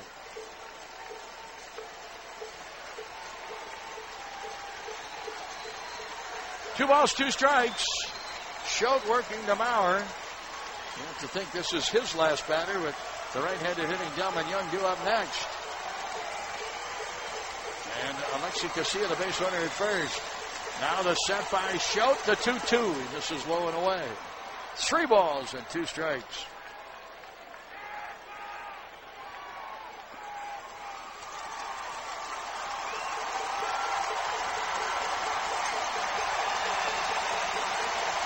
Well, the cowbells are a-ringing as the Tampa Bay Ray fans like to see Schultz get Mauer out. Here's the set by the lefty and the pitch. He walked in, ball 4. And here comes Joe Madden, and that's going to be all for the left-hander Schultz. The right-hander Chad Qualls has been in the bullpen. He will be coming up now with Delman Young to bat. And then Michael Kadire on deck. There'll be a possibility that Qualls will be facing right-handed hitters here. We have a call to the bullpen. And it is, well, the newly acquired Chad Qualls is going to pitch for the Tampa Bay Rays. Qualls, who appeared in 43 games for the Arizona Diamondbacks, and this will be his 3rd appearance for the Rays. He's pitched an inning and a third. He did appear in the game Monday night, and now he is in there against Delman Young with 2 runners on for the Twins, 1st and 2nd. And boy, the Twins, how much would they love to add a run here to their 1-0 lead? And the ball gets away. Oh, boy, what a break for the Twins. Casilla to 3rd. He'll make a big turn, but hold there. And Joe Mauer to 2nd base. Qualls, we'll see if that's a wild pitch. I don't know if it hit in the dirt or not. It's a pass ball charged to Jaso, the catcher. And a big break for the Twins. They now have runners at 2nd and 3rd with just 1 out here. And 90 feet away from adding a run to their 1-0 lead. A pass ball, wow. And now Qualls with the infield in. He will face Delman Young with a count of 1 ball and the pitch to Delman. Swings and fouls, and it's 1 ball and 1 strike. Delman with a base hit back in the 4th inning off of David Price. And he is 1 for 3 in tonight's game. Now, you know, all he needs to do is lift the fly ball to the outfield right here. We got good speed at 3rd in Casilla. Here's Qualls as he sets and pitches. A swing and a miss on what would have been ball 2. A breaking pitch. Slider that was way out of the strike zone, but Delman could not hold back. Swings and misses, and it's 1 ball and 2 strikes. Now Scotty Alger passing along something to Alexi Casilla and also signaling to Joe Mauer at 2nd base. Here's the 1-2 delivery and a little pop-up into shallow right field. Won't be deep enough to get the run home. Here comes Joyce to make the catch. He'll throw all the way into the infield. It's cut off by first baseman Zobrist. A fly ball to shallow right. It wasn't deep enough. No chance for Casilla to score on that play. And 2 down for the Twins. Kadire will bat against Chad Qualls. And the infield not been playing in. 2nd baseman Rodriguez would have caught that ball rather than Matt Joyce, the right fielder. Now Kadire 0 for 3 in tonight's game. Michael with a chance to drive a pair in with a base hit to the outfield. Facing Qualls with 2 down. Qualls from the set and the pitch. Strike, a fastball in the inside corner. 1-0. The Twins are leading. Twins trying to add to the lead with runners at 2nd and 3rd and 2 outs here in the top half of the 8th inning. Now the set by Qualls. Looks to Casilla at 3rd base. And the pitch. Kadire with a swing and a miss. A slider again that was out of the strike zone. Well, that must be a nasty pitch. Well, what he's doing is he's feeding on the hitter's aggression. Both Delman Young and Michael Kadire are both trying to so desperately to put the ball in play and get a base hit, and they're swinging at bad pitches. Well, this crowd, the largest of the series, 19,172, all standing and applauding now. Chad Qualls with a count of no balls and 2 strikes to Michael Kadire. Danny Valencia on deck. Here's the set by Qualls. And here's the 0-2 delivery. Slider down low and in the dirt. Good stop by Jaso. Kadire didn't bite, and it's 1 ball and 2 strikes. Kadire nearly grounded into a triple play in his at-bat in the 4th inning. With runners at first and second, he hit a hard ground ball to Longoria at third. Longoria stepped on third base, fired to second, but the relay, Rodriguez to Zobrist, was not in time to get Kadire. Here's the set and the 1-2 delivery to Kadire, and the pitch. Low. 2 balls and 2 strikes. Well, John, can we say that this is a pretty critical at-bat right here? I think you can say that, Blackjack. Come on, Michael. Yeah, boy, a base hit to the outfield would give the Twins what they would feel, I think, would be a pretty comfortable 3-0 lead in this game. They're up 1-0. 2-2 the pitch. Kadire takes it low again. 3-2. First base is open with Danny Valencia due up next. Qualls, again, this was a 93-mile-an-hour fastball, but it was down low and out of the zone. And now a full count of 3 balls and 2 strikes to Kadire.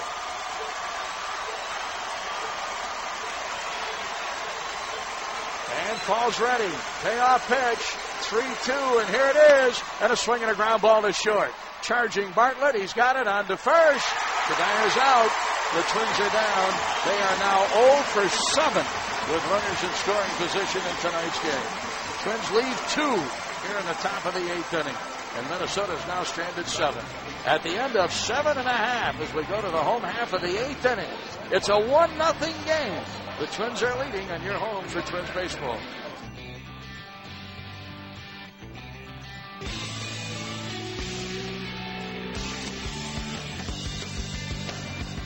Now we go to the bottom of the 8th inning. Sean Rodriguez to lead off for the Rays against Scott Baker. Baker in there in the 8th inning. Baker had an 8-inning start against Baltimore on the 8th of May, and that's the longest that he has gone. He's pitching into the 8th here, and he delivers low and in. 2 balls and no strikes, a count to Rodriguez. He's the number 8 hitter in the order, and he'll be followed by Jason Bartlett on the top of the order. Here's a swing and a high fly ball left field. If it's fair, it's a tie game, and it is a foul ball. Oh, boy. Oh, wow. Over the top of the foul pole. Yeah. But it was foul. There's no argument. Here comes Joe Madden. He's going to say, let's review it. Yep, he's going to talk to crew chief Jerry Crawford. And I'm sure Crawford's going to tell him that's a foul ball. He's going to tell him that, but Joe might convince him to review it. And, you know, the reason for it is because the ball went up over the top of the foul pole. Yeah. Well, here's the discussion now between Madden and Crawford. As yet, we've not seen a replay. But from our vantage point, it's quite difficult to say it was fair or foul, and you only really have to go on the judgment of the umpire. We do not have a good angle, have a better angle to right field than we do to left field. The angle we just saw surely shows that it's a foul ball. Here's another angle that's being shown, and you can't tell from that one, but the other one you could. Yeah. And the ball clearly lands, I'm going to say, anywhere from 8 to 10 feet above the pole. Above the pole and to the left of the pole. But that's, of course, after the ball had gone over the foul pole, but it went over foul. And Jerry Crawford is the crew chief, so a lot of times when you don't have the crew chief on third base or the base where the play is being contested, they'll call him over. And he's the one that can make that decision on whether it should be reviewed or not. But he talked Joe out of it. Yeah, he sure did. 2 balls and 1 strike. And I kind of agree with you, Jack, because here's the 2-1 delivery and it's low, 3 balls and a strike. That the question was the fact that the ball went over the foul pole, and it clearly did. Very high, very deep. Had it been fair, it would have been a tie game, but nothing more than just a loud strike. But Baker now 3 balls and 1 strike to Rodriguez, and Scott has not walked a batter here tonight. Here is the 3-1 delivery, and it's a strike on the inside corner at 3-2. Gardy's got some Stern in the Twins bullpen. He's going to have Mijares and Crane up. Here's Baker now as he kicks and fires, and he struck him out. Slider. They called third strike. I think Rodriguez was up there looking for a walk. And Baker just slipped a beautiful slider right across the heart of home plate. Baker picks up strikeout number 7 on the game. And that is out number 1 for the Rays here in the bottom half of the 8th inning. 1-0. The Twins are leading. Big out, John. Every out's a big out in these close 1-run games, but we just really need Baker to get through this inning.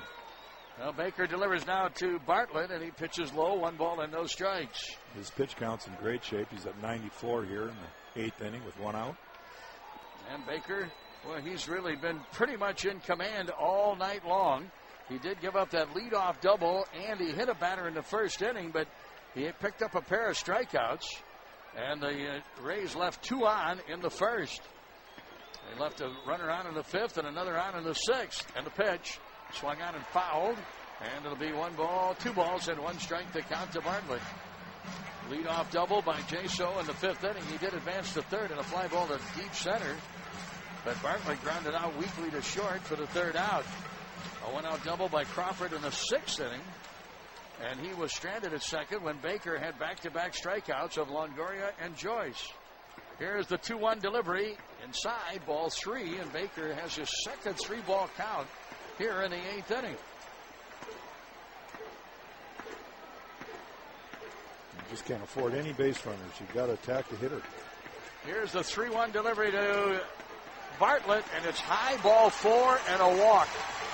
And that will put the tying run at first base, and the first walk given up by Scott Baker. 7 strikeouts for Baker, and now 1 walk. And the batter is going to be Ben Zobrist. Zobrist, who has been out nearly a week with a bad back. It took him a while to get himself back into playing shape. And here he is. Well, Valencia is going to go talk to Baker and remind him that at any point Joe Madden has guys stealing. Of course, Jason Bartlett's got good speed, so he's still got to kind of upset his rhythm over there and try to hold that runner at first. Yeah, 9 stolen bases and 12 tries for Bartlett. 137 for the Tampa Bay team, firing away the American League leader. And the pitch to Zobrist. Here's a fly ball down the right field line. John, long run for Rebko. He's there, makes the catch. Whoa. And Bartlett will bank back to first base, and Zobrist is out. Well, that was a long run for Rebko. And then he had to do kind of a stutter step stop, make sure that he didn't overrun the ball. And he makes the catch to retire Zobrist, and he's out on a pitch. 2-way, Crawford bats. You know, one thing about Rebko, the way he runs, he kind of runs with violence. He does not have a still head while he's running, and that's one of the reasons why he has some very peculiar approaches to the ball. His head is really bouncing a lot, and some guys just are able to glide where their head stays still and they can see the ball better. Tigers get a run in the bottom of the 8th, trail Chicago 4-1. And the Sox are batting in the top of the 9th in their game at Comerica. Here it's 1-0. The Twins trail the White Sox by a game and a half. The Tigers are trying to hang in there at 7 back. But a loss for them tonight would put them 8 behind the White Sox. Now the set by Baker and a 1-0 pitch here to Carl Crawford in the delivery. Low and inside, throw back to first, but safe at first base is base runner Bartlett. Good play by Butera as he threw behind the runner Crawford. Well, that's a risky play right there, too, because he's got to make a perfect throw. That ball somehow gets by Kadire, and Bartlett could end up on third, if not at home. So a lot of managers don't like seeing their catcher throwing behind the runner when you got these close games. 1 ball and 1 strike. The count to Crawford. He has one of the 3 hits in the game for the Rays. A double. Here's the set and the pitch. And a swing and a foul. Past George Hendrick at the first base coaching box. and 1-2 the count. Baker now at 107 pitches. And I know Ron Gardner and Rick Anderson are hoping that Baker can get out of this inning. Yeah. Turn it over to Matt Capps, who I'm sure would come on in a save situation game. Right now, Crane and Maharis are warming in the Twins' pen. 2 down, 1 on. The runner is Bartlett at first. He drew a walk, and the pitch to Crawford is wide, and a count of 2 balls and 2 strikes. You know, John, the crowd isn't really into this game, but I tell you, the Twins fans are watching on TV or listening sure should be, because Baker has just pitched himself a gem, and every pitch is so critical right now. Here's Baker as he throws to first, and back in time is Bartlett. You're right, Jack. This has been, without question, one of the better performances, if not the best performance by Scott Baker I this would year. agree. Up to this point, he has just made some great pitches in situations that demand great pitches. And we just need another one right now. Well, that's for sure. Carl Crawford, a dangerous hitter, stepping in there with a .306 batting average to start the game, and Baker delivers high, and a full count of 3-2. On deck is right-handed hitting Evan Longoria. Well, Baker kind of ejected after that last pitch, his first pitch of the game, where he felt like he really wasted a pitch. Kind of gave up on that, and the ball sailed out of his hands. Baker with a fastball on that last pitch, and now 3-2 the count to Crawford. And here's Kadire moving back off the bag, and the set by right-hander Baker. There goes the runner, and here's a swing and a ground ball right back to Baker. He got him on the flip, toss to first to Kadire to retire Crawford. The Rays are out, leaving 1 here in the 8th inning. They've now stranded 5 base runners. Baker threw 8. Boy, what a gem by Scott Baker here tonight. It appears that will be all for him. And now we're going to get a new pitcher coming on for the Tampa Bay Rays to face the Twins in the top of the 9th inning. At the end of 8, the Twins are holding a 1-0 lead over the Rays on your home for Twins baseball.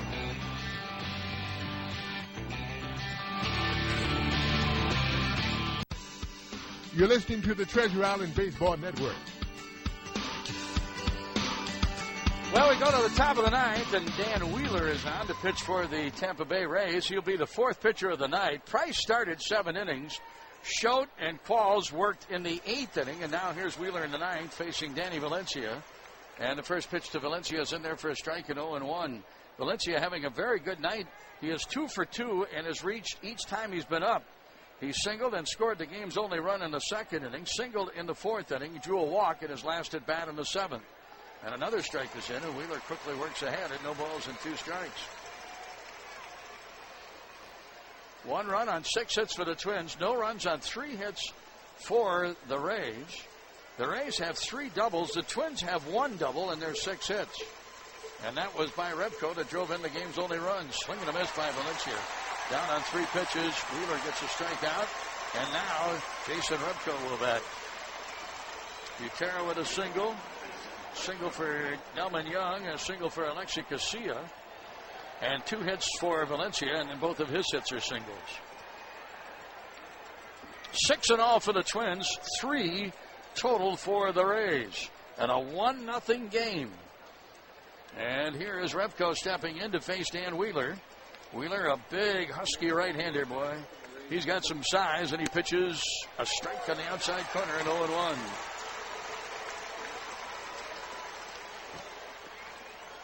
Lance Cormier, who had been up earlier in the game, is now up for the Tampa Bay Rays. And Matt Capps is warming for the Twins. And the pitch just missed with a slider inside. And it's 1 ball and 1 strike to count to the right-handed hitting Repko. Twins are leading 1-0. Boy, what a game here tonight.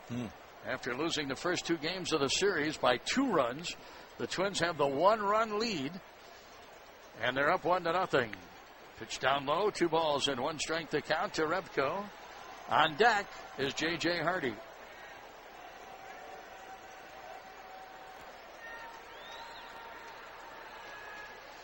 Wheeler ready, the right-hander. He works from a set. That's his preference in the pitch. And a ground ball hammered out to short. Big hop comes up to the glove of Jason Bartlett, and an on-target throw to first retires Repko. 2 away for the Twins. In the 9th, looking ahead to the bottom of the 9th for the Rays. Matt Capps, who looks like he'll be coming on, will face Longoria, Joyce, and Johnson, the 3 scheduled batters. 1 right-handed hitter and 2 left-handed hitters.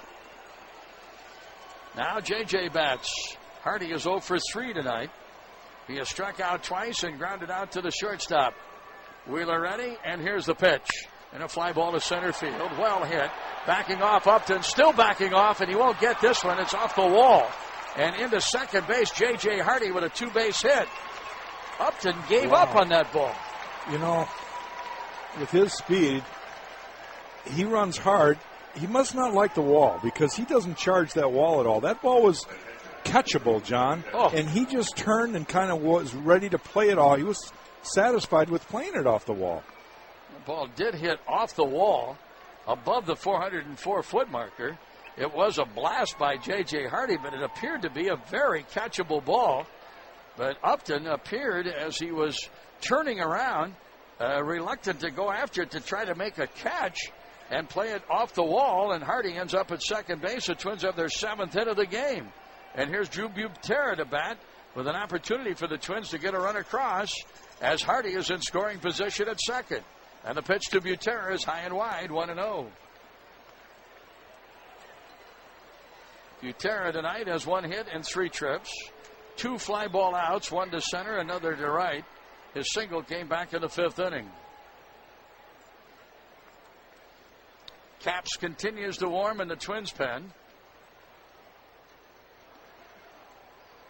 And here's the set by Wheeler as he faces Butera, and the 1-ball, no strike pitch. Strike, the fastball is in, and 1-1. Well, what a time for a hit right now.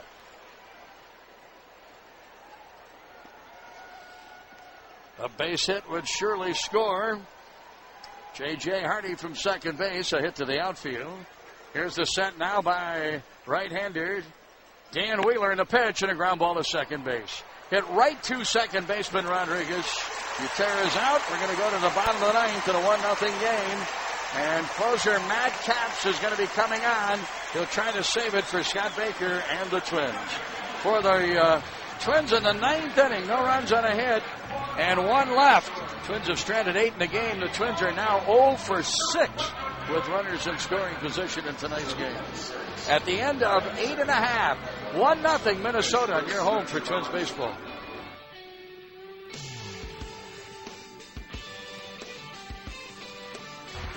Carl, the smartest pitcher in baseball, knows it's a good idea to have a good changeup. I'm not the hardest throwing pitcher, but You post your photo and tell us why you're the ultimate fan by September 8th, and you can win a trip to 2011 spring training and more. Visit twinsbaseball.com/ultimatefan to enter.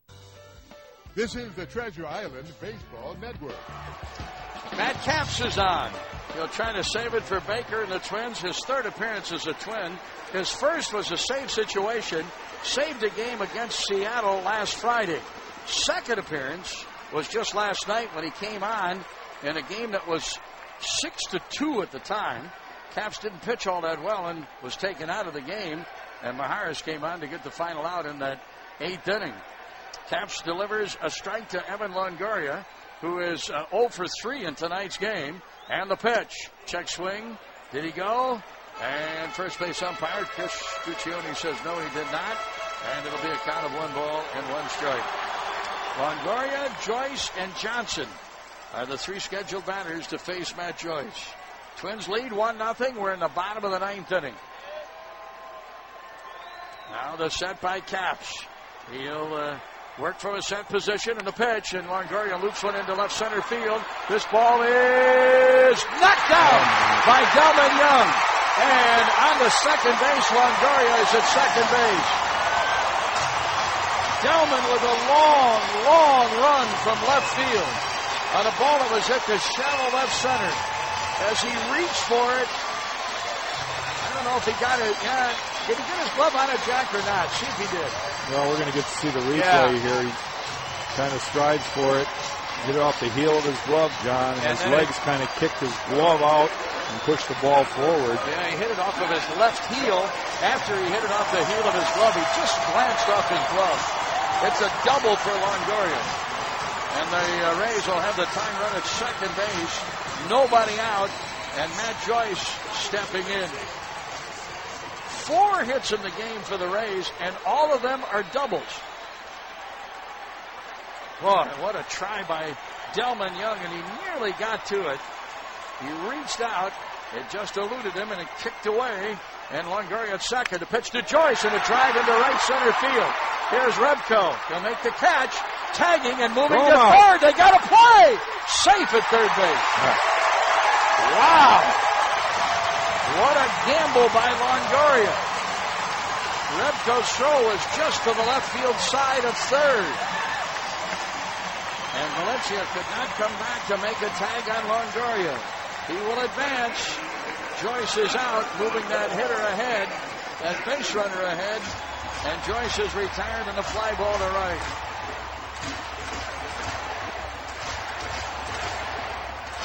The infield is going to play in. They'll try to cut off the run as Dan Johnson steps in. He's 0 for 3 in the game. Strikeout, a foul out to the third baseman Valencia, and a fly ball out to right. And Matt Capps facing Dan Johnson with 1 out and a runner at third base. The Rays are 90 feet away from tying the game. Swinging a drive and a base hit to right field. A tie game. Dan Johnson singles to right field. And Longoria comes across to score. And the Rays have tied it up. And now they have the winning run at first base. And we're going to get a pinch runner for Johnson. It's going to be Gabe Kapler.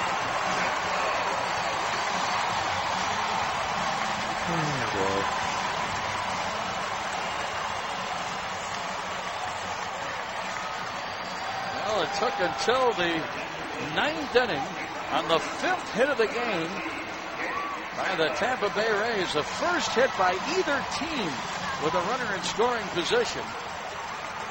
The Rays had been 0 for 8, 0 for 9, and they finally get a base hit by Johnson that scores the tying run. Now the left-handed hitting Jaso against Capps. Here's the set. Capps checks the runner, and here's the pitch. A strike, a fastball is in, and it's 0-1.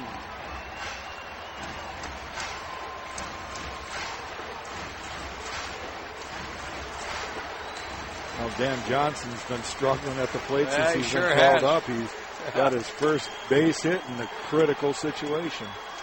Big hit by Johnson ties the game, and now here's Kapler, the runner at first. The set by Capps. He takes a long hesitation, and he pitches to Jaso, and he misses low, and it's 1 ball and 1 strike. Oh, they call the pitch a strike. Oh, my. Jaso, he's checking with every umpire. He wants to know why they call that pitch a strike. It's 2 strikes to count, kind of a delayed call from home plate umpire Phil Cuzzy. 0-2 now, the count to Jaso. Upton is on deck. Now the set by Capps and the pitch. That's up and high, and it'll be a count of 1 ball and 2 strikes. The Rays playing their 10th game on this homestand. They are 8-1. They've lost only once. That was a loss to the Yankees on Saturday. And that was a 1-run loss. They've tied it up here at 1-1. Here's the set by Capps. Checks that runner at first. Here's the pitch. Swing and a miss. Capps strikes him out. And Jaso is down there 2 away. Capps with a strikeout. And now B.J. Upton will bat. Hey, folks, visit the official online shop of the Minnesota Twins at twinsbaseball.com. Browse the latest selection of official gear, including the latest apparel, nostalgic memorabilia, and authentic classics for the whole family. Get your gear from the official source, the twinsbaseball.com shop. Accept no substitutes. 1 run, 7 hits, Twins. 1 run, 5 hits, Rays. There are no errors. We're in the bottom of the 9th inning. Kapler, the base runner at first. Here's the set and the pitch to Upton. Wide. Good stop by Butera. To his knees, sliding to the left side of the batter's box, making sure that wasn't a wild pitch. Well, the Twins were on the verge of their 10th shutout win of the year. That would have tied him with the Oakland Athletics for most shutout wins in the American League. Upton takes a strike at the knees, and it's 1 ball and 1 strike.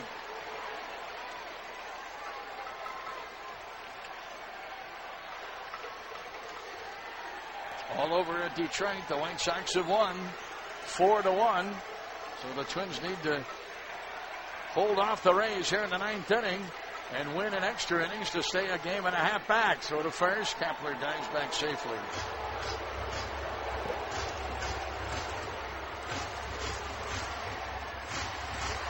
Well, you sure can't say enough about what Scott Baker did. Yeah, what a shame. Pitched himself one heck of a ball game.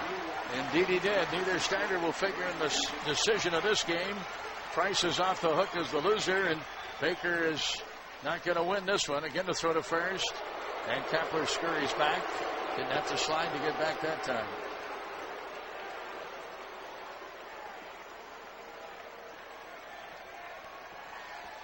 Upton tonight, a strikeout, 2 fly ball outs. He's 0 for 3. The Rays have only 5 hits, 4 doubles and a single. Johnson's single ties the game, scoring Longoria from third. Swing and a miss by Upton. He was going for the downs on that pitch. Pausing here for station identification.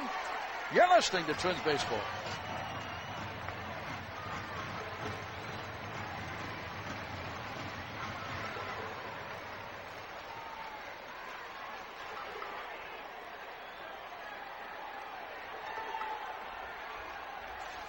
B.J. Upton the batter. We're in the bottom of the 9th.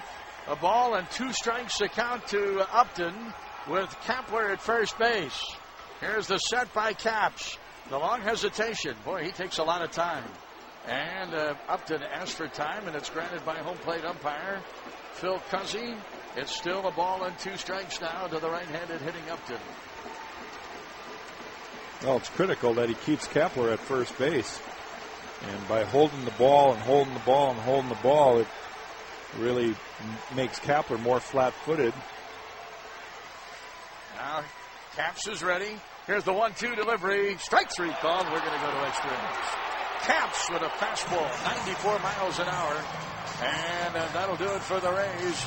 But they come up with a big run here in the bottom of the 9th. And they tie the game.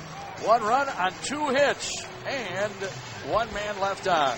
At the end of 9, we're tied at 1. We're going to extra innings.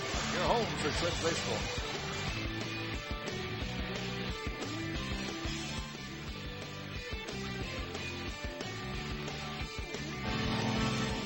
Today's pioneers at the new Sanford Health. This is the Treasure Island Baseball Network.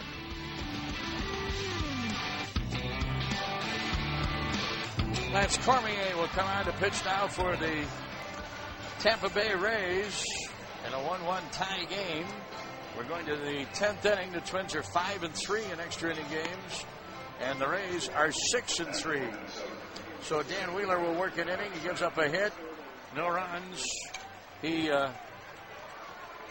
didn't walk anybody, and he struck out 1. Jesse Crane is in the Twins bullpen. Cormier, a right-hander. There are no more left-handers in the bullpen for the Rays. They have only right-handers left. And Lance Cormier is coming in now to pitch for Tampa Bay. Totals after 9, 1 run on 7 hits for the Twins, 1 run on 5 hits for the Rays. Twins have left 8, and the Rays have left 6. The Twins, they are 0 for 8 with runners in scoring position in tonight's game. The Rays are 1 for 10. And Johnson's base hit with Longoria at third base tied the game at 1. That's the only hit for either team with a runner in scoring position. Denard Span will lead off for the Twins in the 10th against Cormier, who's making his 38th appearance. Cormier 3-2 with a 4.50 ERA and a swing and a miss after a ball pitch, and it's 1-1. 1 ball and 1 strike to count to Denard Span. And a 1-1 tie game. We're in the 10th. And Cormier facing Span, Casilla, and Maurer here in the top of the 10th inning. There's a pitch just a little bit high. 2-1 to count now to Span.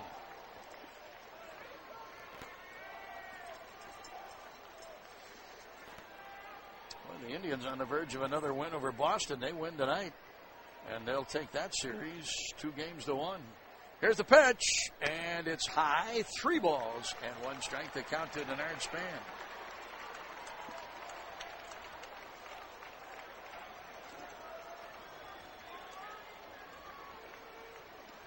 Talk about John Roush isn't here tonight, John. I guess they sent him home with a reaction, a little blistering on his fingers. And a strike is in, 3-2. Well, the Twins would be down additional pitcher in the bullpen if Roush is not available. He was sent back to the hotel. Gives just both left-handers, Mahey and Maharis, Crane, Slammer, and Guerrero. Payoff pitch coming to Span. Here it is, and a swing and a ground ball to first. Gobbled up nicely by Zobrist. He waves off pitcher Cormier and records the out unassisted. And there's one away.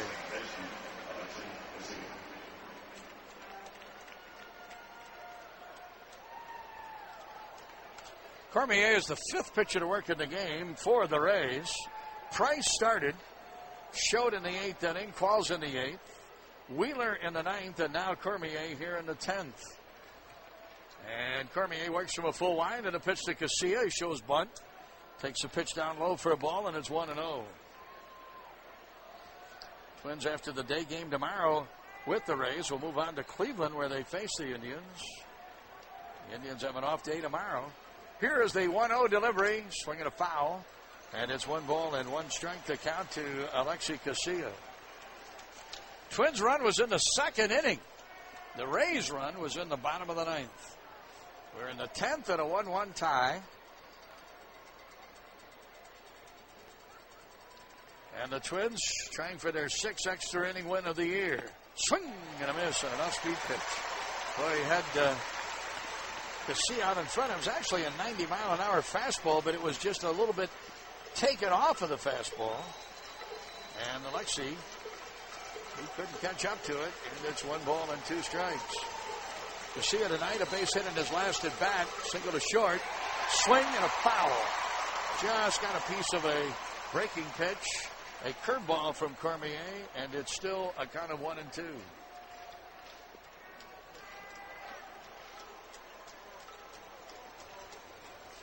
Baker went 8 innings, 8 shutout innings. Did not give up a run on a total of 3 hits. And the pitch. Down low, 2 balls and 2 strikes. He walked 1 and he struck out 7. Caps came on to try to save it for Baker and the Twins and gave up the run in the 9th inning on the RBI hit by Dan Johnson. 2-2 to Casilla on the pitch. Popped up. Shallow left. Coming on Crawford. Out Bartlett. Crawford calls for it. He'll make the catch. 2 down as Casilla is retired. And the batter is going to be Joe Mauer. Now Jesse Crane is continuing to throw, so Gardy will take Caps out of the game to start the bottom half of the 10th and throw Jesse out there.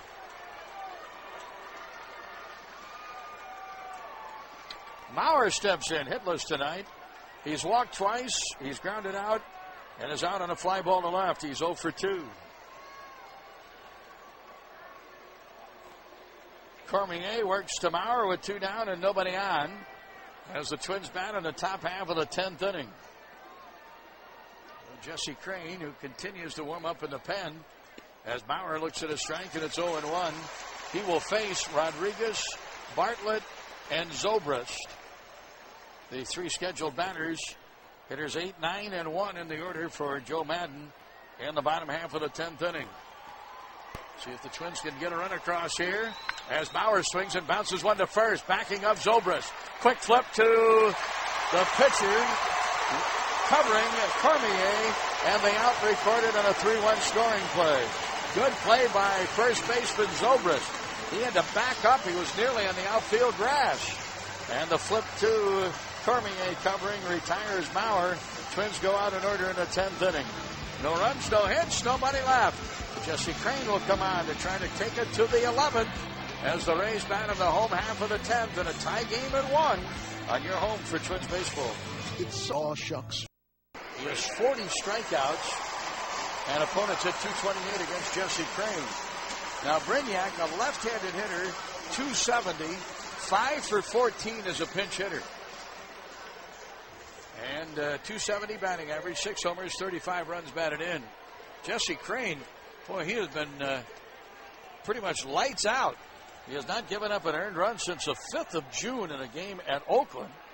And since the All-Star break, he has pitched 10 scoreless innings, allowing just 4 hits and 2 walks. And he delivers a pitch outside, 1 ball and no strikes. 1-1 tie game. We are in the bottom of the 10th inning, and the Rays are batting.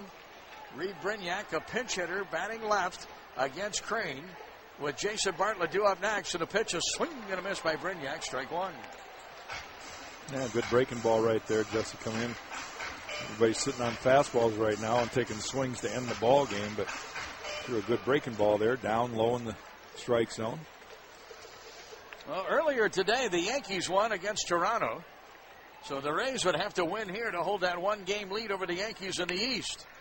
Pitch is fouled away, and the count is 1-2 now to Reed Brignac. Earlier tonight, the White Sox beat the Tigers 4-1 at Comerica.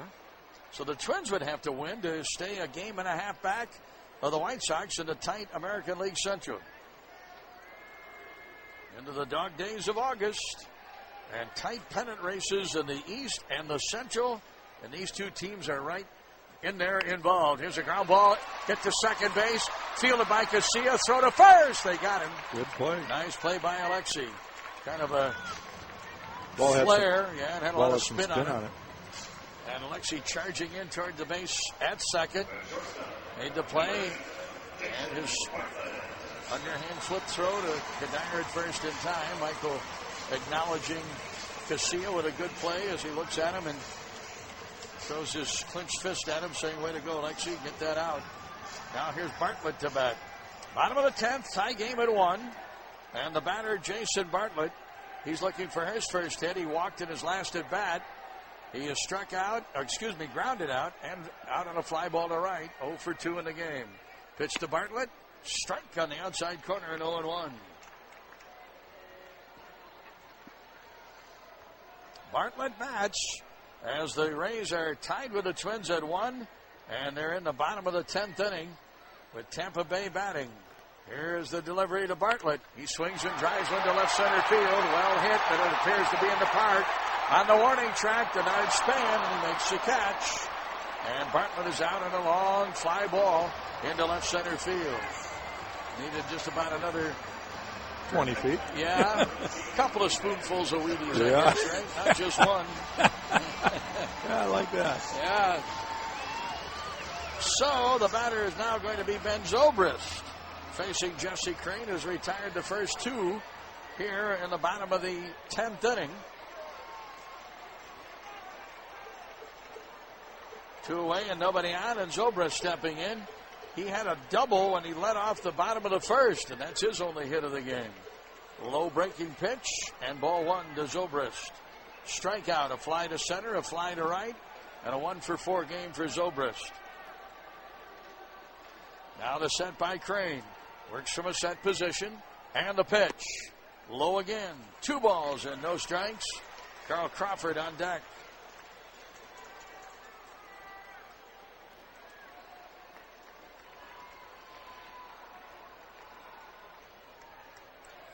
Crane, the third pitcher to work in the game for the Twins. His first inning here in the 10th, and a pitch to Zobrist. It's low, 3-0, and Crane works behind at 3 balls and no strikes.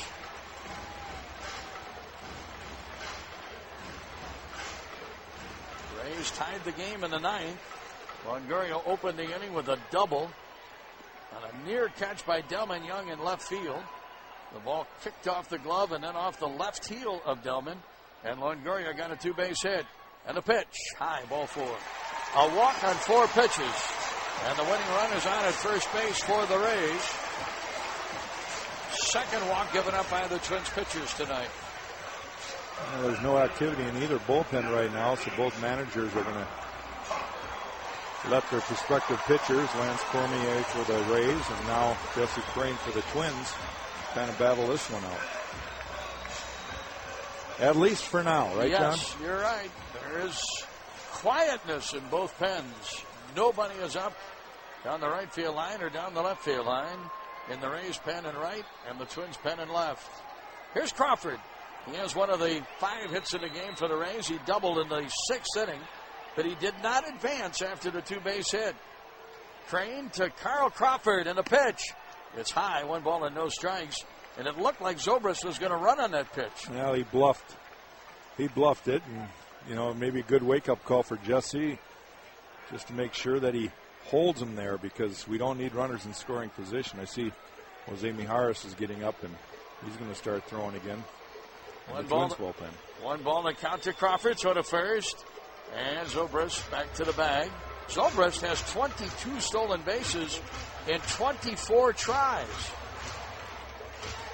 Rays stole 5 bases in the win on Monday night, and they had another stolen base in the game last night. 137 total. And here is the set now by Crane and the pitch. Crawford takes it high, ball 2. 2 balls and no strikes. Andrew Butera out in front of home plate, indicating to Jesse Crane, get the ball down. Well, he's just got to realize that every pitch is so important, right? He knows that, but can't afford to be putting anybody on base in scoring position. So right now, he's got to just go ahead and get Carl Crawford.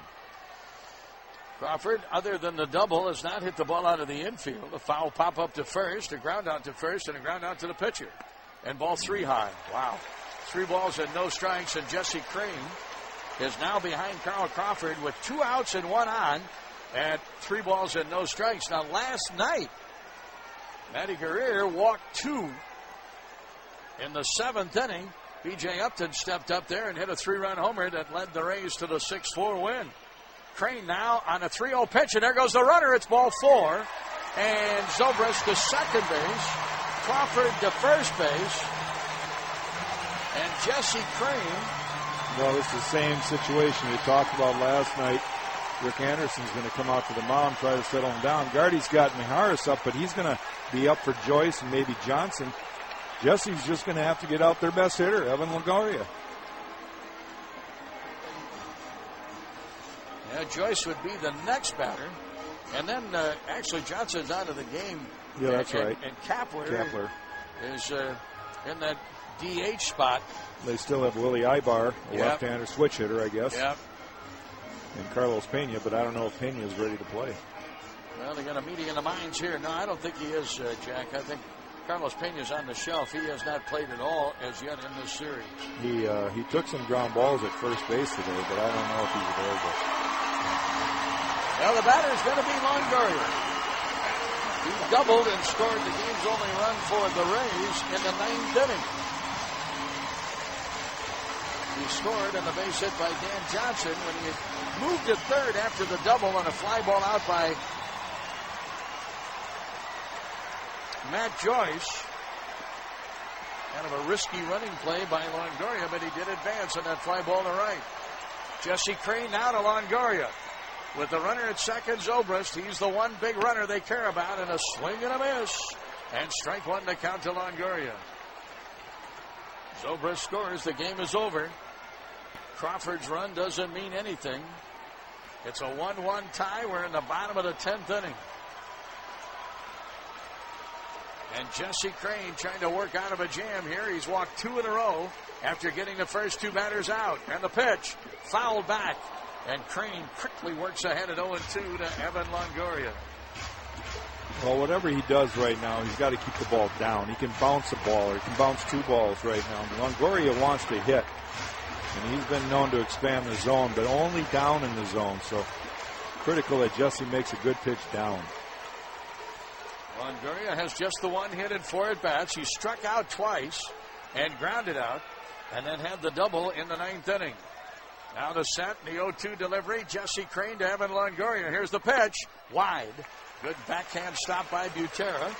And it's 1 ball and 2 strikes. That pitch was also low.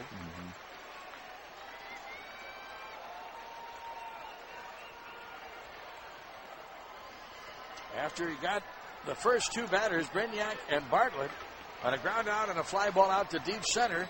Back-to-back walks to Zobrist and to Crawford. Now the 1-2 delivery, way high. 2 balls and 2 strikes. Wow.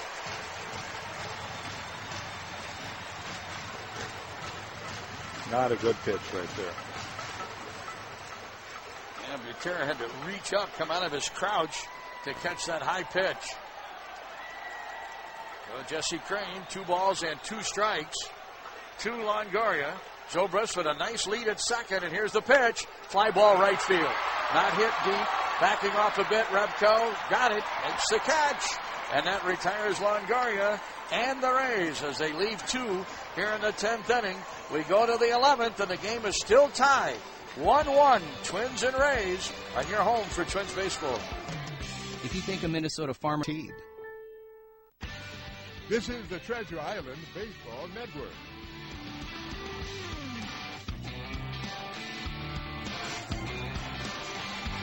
Well, Lance Cormier, who came on in the 10th inning and in a 1-2-3 10th. He will face the Twins here in the 11th. He'll face Delman Young, Michael Kadire, and Danny Valencia. Hitters 4, 5, and 6 in the order for Ron Gardenhire. The game is tied at 1. The Twins scored their run in the 2nd inning. With 2 outs, Danny Valencia singled behind second base. And then with a count of 1 ball and 2 strikes to Jason Repko, Valencia was running, and he scored all the way from first base and a double to left center by Repko. That's the only run of the game for the Twins. The Rays got their run in the 9th inning. A leadoff double by Evan Longoria.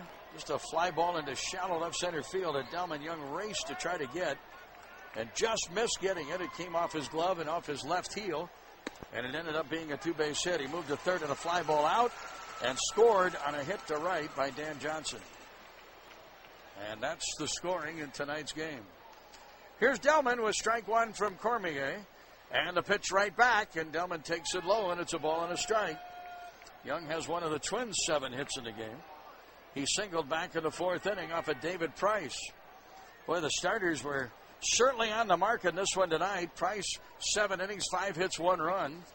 Baker, 8 innings, 3 hits, no runs. But they are out of the decision for this one. Swinging a foul back by Delman, and a count of 1 ball and 2 strikes to the Twins' number 4 hitter, left fielder Delman Young.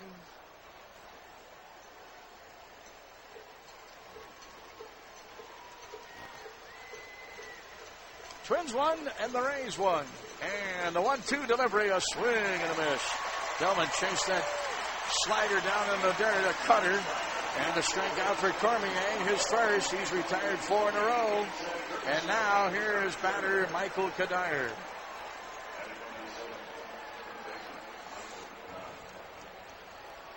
Well, let's see if Michael can't turn on one here. Kadire looking for his first hit in the game. He's 0 for 4. 2 strikeouts, a ground out, and nearly grounded into a triple play. Swings and misses on the first offering. Strike 1. Twins had runners at first and second with nobody out in the 4th. Kadire hit a sharp ground ball to third. Longoria had time to go to the bag at third to get lead runner Maurer. Fired on to second to get Delman Young. And Rodriguez, then the second baseman, fired on to first. Kadire beat it out to avoid the triple play. 2 strikes to Michael, and the pitch. Swing! No foul. Just got a piece of it. And a count of 2 strikes to him. By the way, Reed Brignac is now playing at second base. Brignac at second. He pinch hit for Rodriguez, and he stays in the game at second base. Longoria at third base, hugging the line. He doesn't want Kadire to hit one by him to his right and get an extra base hit. Kadire swings and fouls, and it's still 2 strikes to Michael.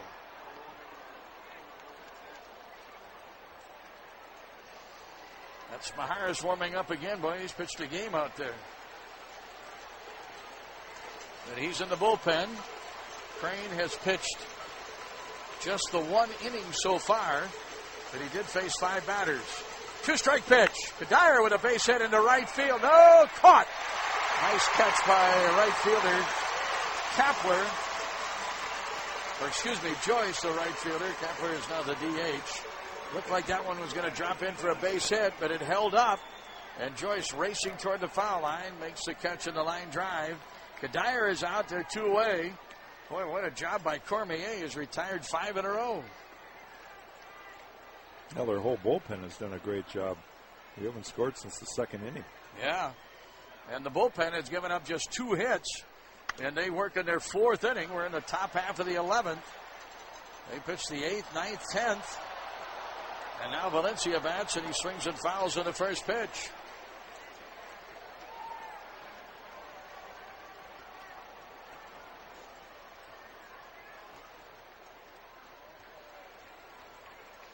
Here's Cormier's pitch, and Valencia takes a ball on off the outside corner. Boy, that looked like a pretty good pitch. Looked like Cuzzy was going to go up with the right arm. Nate Dahman, the Twins bullpen catcher, warming up. Jose Majares. Nate's been busy down there in the bullpen tonight. And the pitch to Valencia, swinging a foul. And the count will be 1 ball and 2 strikes. I want to wish Nate's wife, Katie Dahman, who's in Costa Rica. I don't think she's listening to the broadcast tonight. But she's there on a Peace Corps reunion with her teammates in the Peace Corps. And Nate says she'll be back next week. Been enjoying a reunion in Costa Rica. 1 ball and 2 strikes to count. Here's the pitch to Valencia. Swing and a miss and a strikeout. Cormier has retired 6 in a row. Twins are out in the 11th inning. 3 up and 3 down. That's all for Minnesota in the 11th. We go to the home half of the 11th inning. The tie game at 1 on your home for Twins baseball. Natural gas. The 4th pitcher of the night.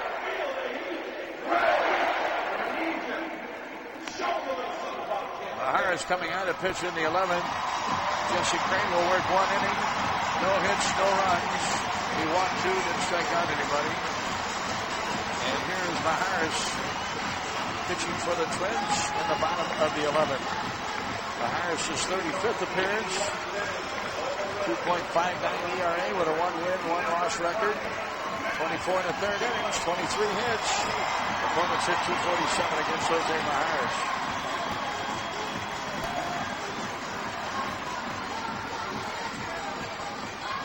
Majares worked just a 1/3 of an inning in the game last night. He picked up Matty Guerrero after Guerrero had given up that home run to B.J. Upton, and he retired Carl Crawford on a ground out.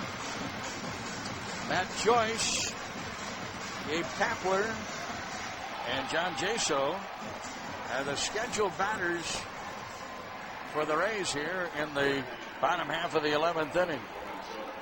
So the Twins have just Mayhay, Slama, and Guerrero in the bullpen. As Majares comes on and is the 4th pitcher to work, the 3rd out of the pen, and here's the pitch to the leadoff batter, Matt Joyce. Joyce is hit by a pitch, a ground out, strike out, and a fly out. And the first pitch is high, a ball, 1-0. Majares from a set, and the 1-0 delivery, and a swing and a ground ball foul. Down the first baseline, past first base coach George Hendrick, and it's 1 ball and 1 strike.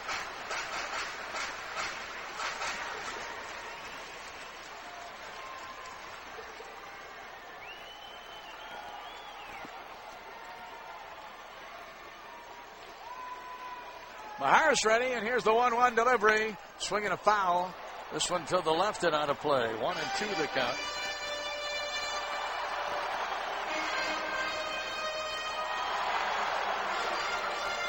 Well, it's been all pitching tonight, John. Oh, it sure has been. Wow. 1-1 tie game. We're in the bottom of the 11th inning. Just 12 hits up there on the board. 7 by the Twins and 5 by the Rays. There are no errors. Twins have stranded 8. The Rays have stranded 8.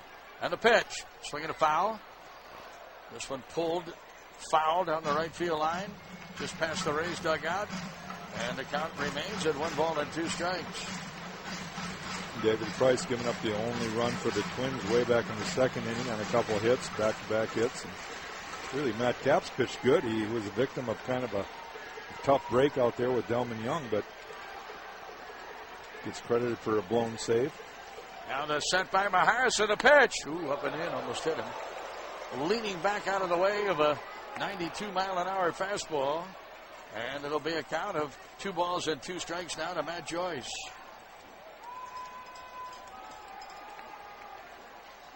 Joyce had a big hit for the Rays in the Monday night game, a 2-run double, and he ended up driving in 3 of the 4 runs in that 4-2 Tampa Bay win. Left-handed hitter against the lefty Maharis. 2 balls, 2 strikes. The Maharis pitch, swing and a miss. Struck him out. 93-mile-an-hour fastball. Joyce is down. There's one away, and Gabe Kapler will bat. 10th strikeout of the game for the Twins pitchers. 7 by Baker, 2 by Caps, and now 1 by Jose Maharis. Kapler steps in. First at bat, he came on to pinch run for Johnson when Johnson drove in the game's only run for the Rays in the 9th inning. And the pitch. Kapler takes it low, 1 ball and no strikes. 209 batting average for Kapler, 55 games. This being his 55th. 2 homers, 13 runs batted in. Kapler, 2 for 11 as a pinch hitter. He's not a pinch hitter here. Swings and hits a high fly ball. Medium deep left center field. Span calling for it. Makes the catch. 2 down here in the 11th. And now John Jaso will bat. So Maharis has come out to retire 2 in a row. And Jaso will not bat. It's going to be, I believe, Kelly Shopik. Jaso had been in the on-deck circle, but now he's being called back. And as yet, we've not seen anybody come out ready to hit. And it's going to be Ibar. Ibar will be the pinch hitter, so Shopik, if the... No, I'm sorry, it's Shopik. It is Shopik? Yep. Okay.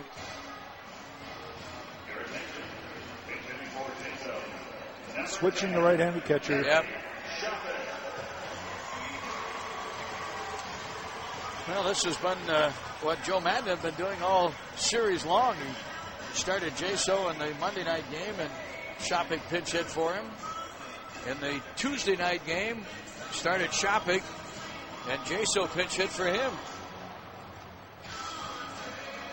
Shopik 0 for 1 in the game Tuesday night. And when he pinch hit for Jaso in the Monday night game, he took a called third strike. So he's 0 for 2 in the series. He did start the game last night. Shopik steps in as a pinch hitter. And with 2 down and nobody on, a 198 batting average for Shopik. He has 1 home run, 6 runs batted in, 2 for 4 as a pinch hitter. B.J. Upton is due up next.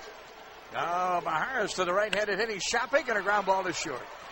Hardy's got it. On to first. We go to the 12th. As Shopik is out as a pinch hitter on the very first pitch. And that's all for the Rays. They're down in the 11th inning. Nice inning for Jose Maharis. No runs, no hits. Nobody left. 3 up, 3 down for the Twins lefty. We go to the 12th, tied at 1. Cormier is still in there for the Rays. And you're home for Twins baseball. You like valid in select areas only. This is the Treasure Island Baseball Network. Kelly Shopik is still going to stay in the game. He'll be the catcher. And Lance Cormier is going to continue to pitch as he works to the 12th inning. And in the top of the 12th, the leadoff batter is going to be Jason Repko. 1-1 tie after 11. Twins scored in the 2nd, and the Rays scored in the 9th. Scheduled batters for the Twins here in the 12th inning will be Repko, Hardy, and Butera in the bottom third of the order. Cormier, as yet, has not given up a base runner. He's retired 6 in a row in 2 innings of relief work. And he is the 5th pitcher to work in the game. Price started 7 innings. Schote and Qualls worked in the 8th inning. Wheeler worked in the 9th. Cormier has worked the 10th and the 11th, and now he's still in there in the 12th. And the pitch to leadoff batter Repko misses low, and it's 1 ball and no strikes. And Gardy still has Jim Thome and Jason Kubel. Even left-hander switch hitter Jose Maharis on the bench. And the pitch to Repko, swing and a miss. And a count of 1 ball and 1 strike. Matty Guerrero is up and throwing for the Twins, so he possibly will be coming to pitch the bottom half of this inning. So far, the Twins relievers have worked only 1 inning. And the pitch. Repko takes it low. And 2 balls and 1 strike. Capps worked an inning. Crane has worked an inning. Maharis has worked an inning, and he's still in the game, of course. And Maharis had a 1-2-3 inning. Now the scheduled batters for the Rays in the bottom of the 12th inning. Upton, a right-handed hitter. Strike is in, and 2-2 to count to Rebko. Brignac left-handed, Bartlett right-handed. So more than likely, Guerrero will come on to pitch in the 12th.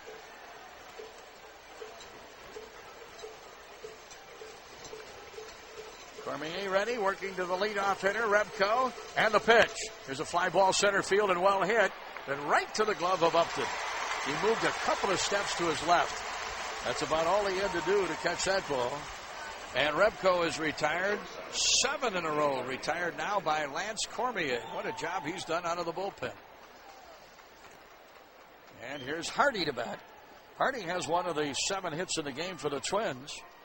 And he has the last hit for the Twins when he doubled in the 9th inning. And the pitch. A strike, a curveball on the inside corner, and 0-1 to count to Hardy.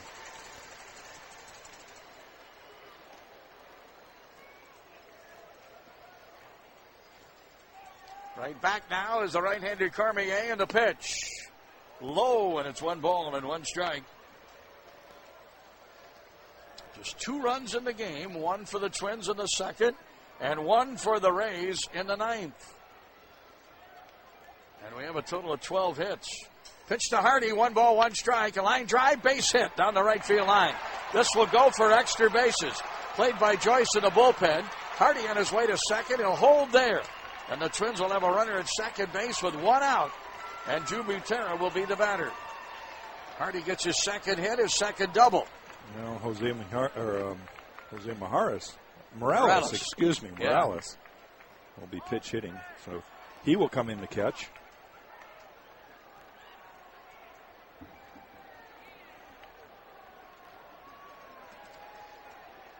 Well, Morales was a pinch hitter in the game last night, and he drew a walk. And now Morales is going to be announced as a pinch hitter here for Butera.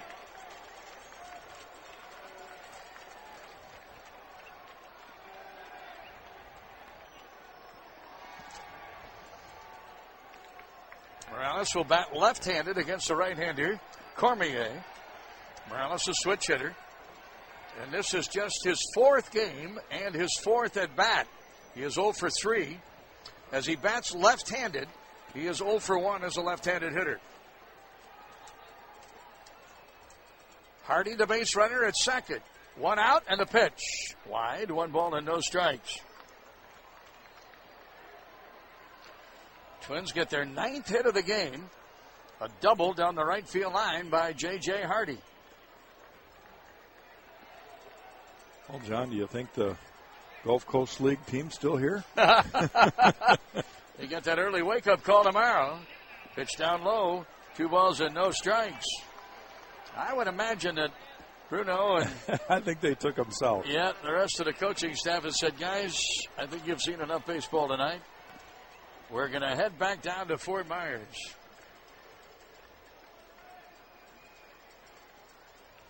Two balls, no strikes. A key pitch here for Cormier. And he gets a strike in, 2-1.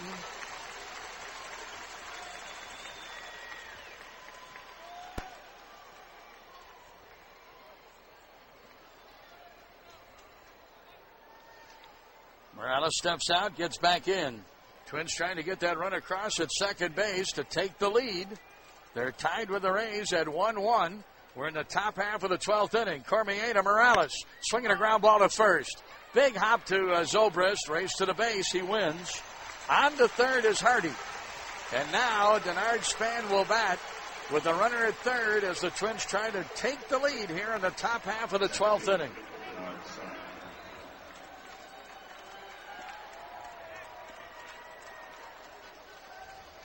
Hardy at third and 90 feet away from breaking the tie. Span tonight is 0 for 5. And he has yet to hit the ball out of the infield. A ground out to short. A little pop-up to the shortstop. Forced a runner. A ground out to first. And another ground out to first. So Denard 0 for 5 in the game. Here's the pitch from Cormier, and he bunts it in the air. Caught by Zobrist, and the inning is over for the Twins. Well, Denard trying to lay down a bunt and beat it out for a base hit that would have scored Hardy from third. But it didn't work, and Zobrist catches the pop-up bunt, and the Twins are out in the 12th. Minnesota, no runs, 1 hit, and 1 left. The Twins now in tonight's game are 0 for 10 with runners in scoring position. Matty Guerrero will come on to pitch the bottom of the 12th, and a game tied at 1 after 11 and a half innings. On your home for Twins baseball. Twins fans, sign up for your chance to win Rasmussen College 110th anniversary.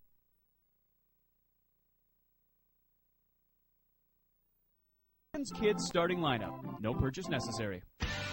This is the Treasure Island Baseball Network. Well, here's an interesting scenario to start the bottom of the 12th.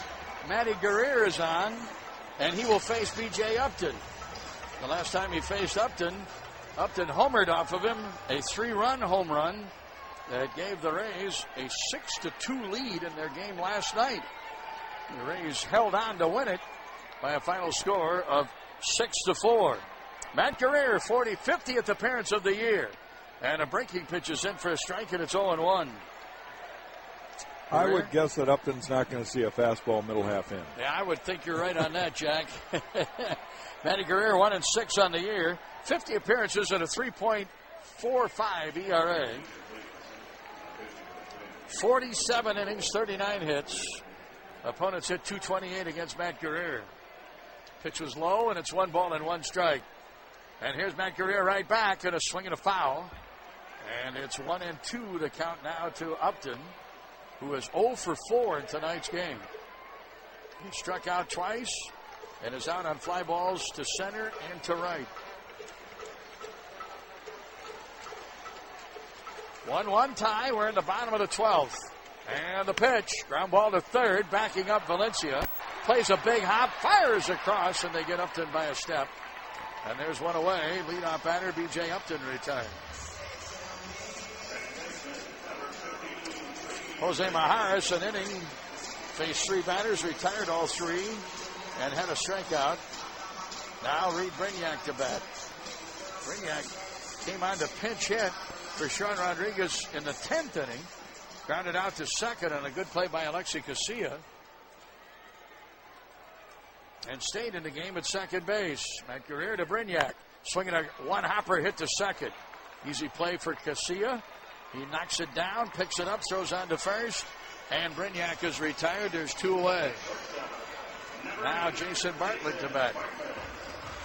So Matt Guerrero is retired the first 2 here in the 12th inning.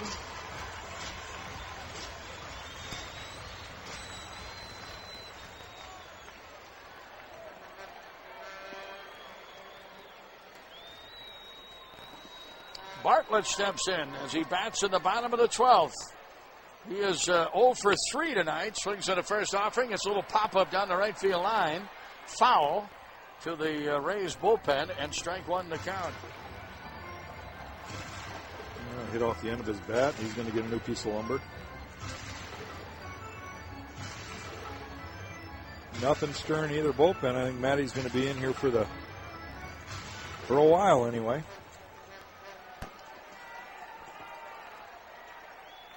The way Cormier's pitching, I think Joe Madd's going to let him pitch all night. Yeah, it looks like he's still going to be in there for his 4th inning of relief. Pitch to Bartlett. And a strike on the inside corner. A curveball is in. And it's 2 strikes to count to Jason. 2 away, nobody on. We're in the bottom of the 12th inning.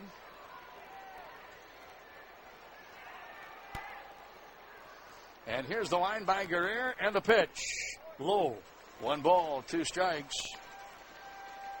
Matt Guerrero, the 5th pitcher to work in the game. Baker started for the Twins. 8 shutout innings for Scott Baker.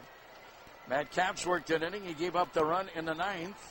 Crane an inning. Majares an inning. And now Guerrero an inning. Swing and a miss. We go to the 13th as the Twins, Matt Guerrero pitches a perfect 1-2-3 inning with 2 ground outs and a strikeout. And the Rays are down in the 12th. To the top of the 13th we go. And a tie game at 1 on your home for Twins baseball.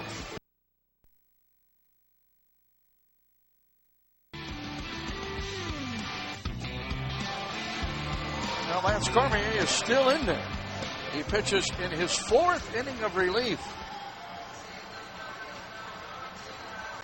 And so far, in the 3 previous innings, he has given up only 1 hit, and he's faced 1 over the minimum of batters, a total of 10. He faces Casilla, Mauer, and Young are the scheduled batters for the Twins here in the top half of the 13th inning. A lot of at-bats for the Twins tonight. Boy, that's for sure. Of course, for both sides, right, Jim? Yeah, you're right. 13th inning, and here's Casilla to lead off against Cormier. He'll work from a full windup, and he delivers down low, 1 ball and no strikes.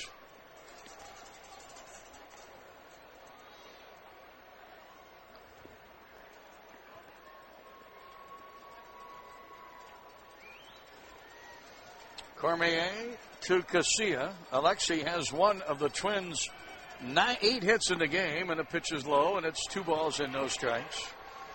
Singled in the 8th inning, an infield hit to shortstop. Twins batting in the 13th, and a 1-1 tie game, and the pitch. Low, ball 3 and 3-0. Looks like we might get a little activity now in the Tampa Bay bullpen as Cormier starts to work here in the top half of the 13th and his 4th inning of work. No, he's just got Benoit and Soriano left. Nothing stirring really, John. Here is the 3-0 delivery, and Casilla draws ball 4 and a 4-pitch walk. And the Twins will have Casilla at first. Joe Mauer will bat with a runner at first base. That is just the 4th walk of the game for the Rays pitchers, the first by Cormier. And Mauer stepping in. Oh, Joe with a 0 for 3 log in tonight's game. He's walked twice. He's grounded out twice. And he's out on a fly ball to left. Well, Joe Madden right now, he's kind of burning up one guy in his pen, that being the pitcher Lance Cormier. We got a day game tomorrow in a few hours. And I'm sure he's just trying to save a couple guys down there in case something good happens for them tomorrow. And the pitch to Mauer is a strike on the inside corner. The ball's at 1 strike. So far, Gardy's been just able to use Caps, Crane, Mijares, and Guerrero all just 1 inning. Yeah, he's still got a couple of guys left in the bullpen, and Mayhay and Slamma. And now Mauer bats at a count of no balls and 1 strike. Here's the pitch. Joe swings and fouls. This one off to the left and out of play. And it's a count of 2 strikes. Let's pause here for station identification on your home for Twins baseball.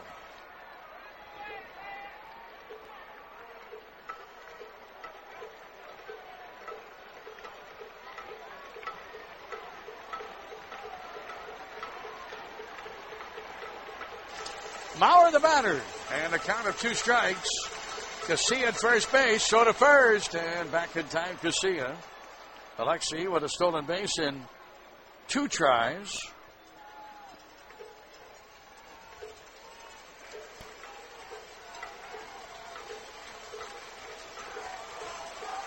Cormier working with nobody out, and Casilla the base runner at first.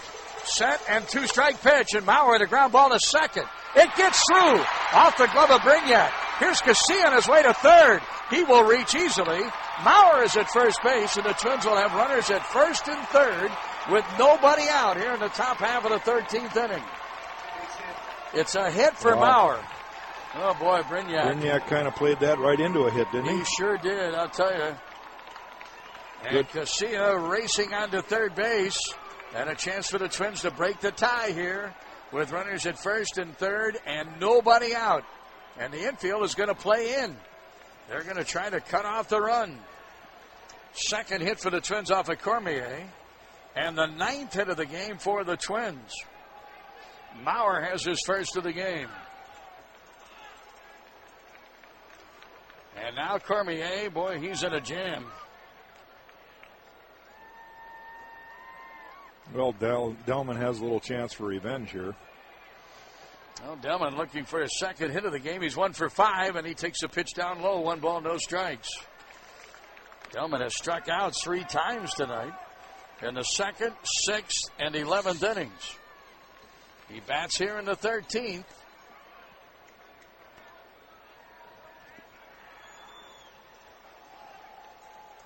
Cormier's pitch. Line drive. Base hit left field.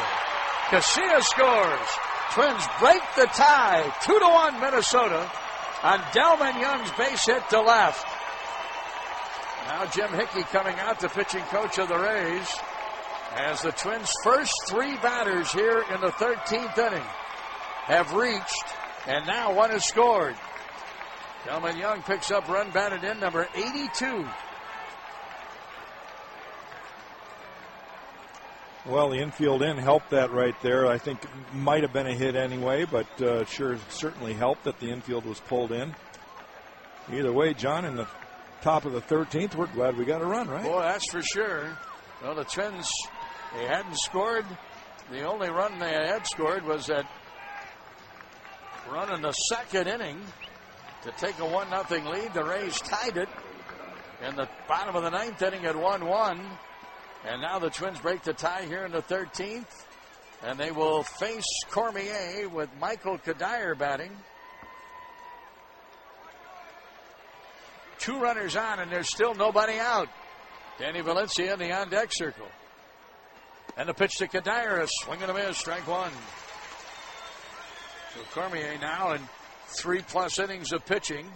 He's given up 2 hits, a run. He's walked 1, and he has struck out 1. Struck out 2. Cormier to Michael Kadire. Strike, a breaking pitch across, and it's 0-2. Delman Young breaks the ice with a base hit to left, scoring Casilla with a 2nd run of the game for the Twins. Now the set by right-hander, Cormier, 2-strike pitch. Kadire with a fly ball to right. Caught by Joyce. Runners hold. Mauer at 2nd. And Young at 1st. And Kadire is the opening out for the Twins here in the 13th. Danny Valencia will bat it.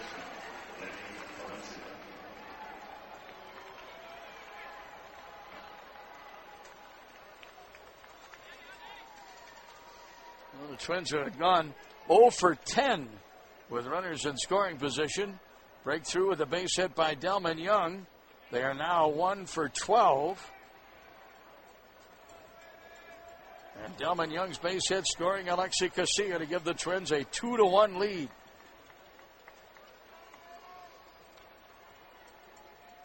Now the set by Cormier. He pitches to Valencia, and a pitch low, 1 ball and no strikes. Well, the Twins pretty much silencing those that have still stayed on to the 13th inning. The Rays faithful as Valencia bats, 2 for 4 in tonight's game, and the pitch. Fly ball right field, not hit deep. Mauer will be forced to hold at 2nd base. Catch made by Joyce. Valencia is out. 2 away for the Twins in the 13th inning. And now the batter is going to be Jason Repko. Boy, the Twins would love to get that runner Mauer across and get a big insurance run going into the bottom of the 13th. It's not going to be Repko. It's going to be Jason Kubel to bat. So the Twins go to the bench for Kubel. And he will bat for Repko. Kubel will stay in the game. And, of course, he'll play in right field.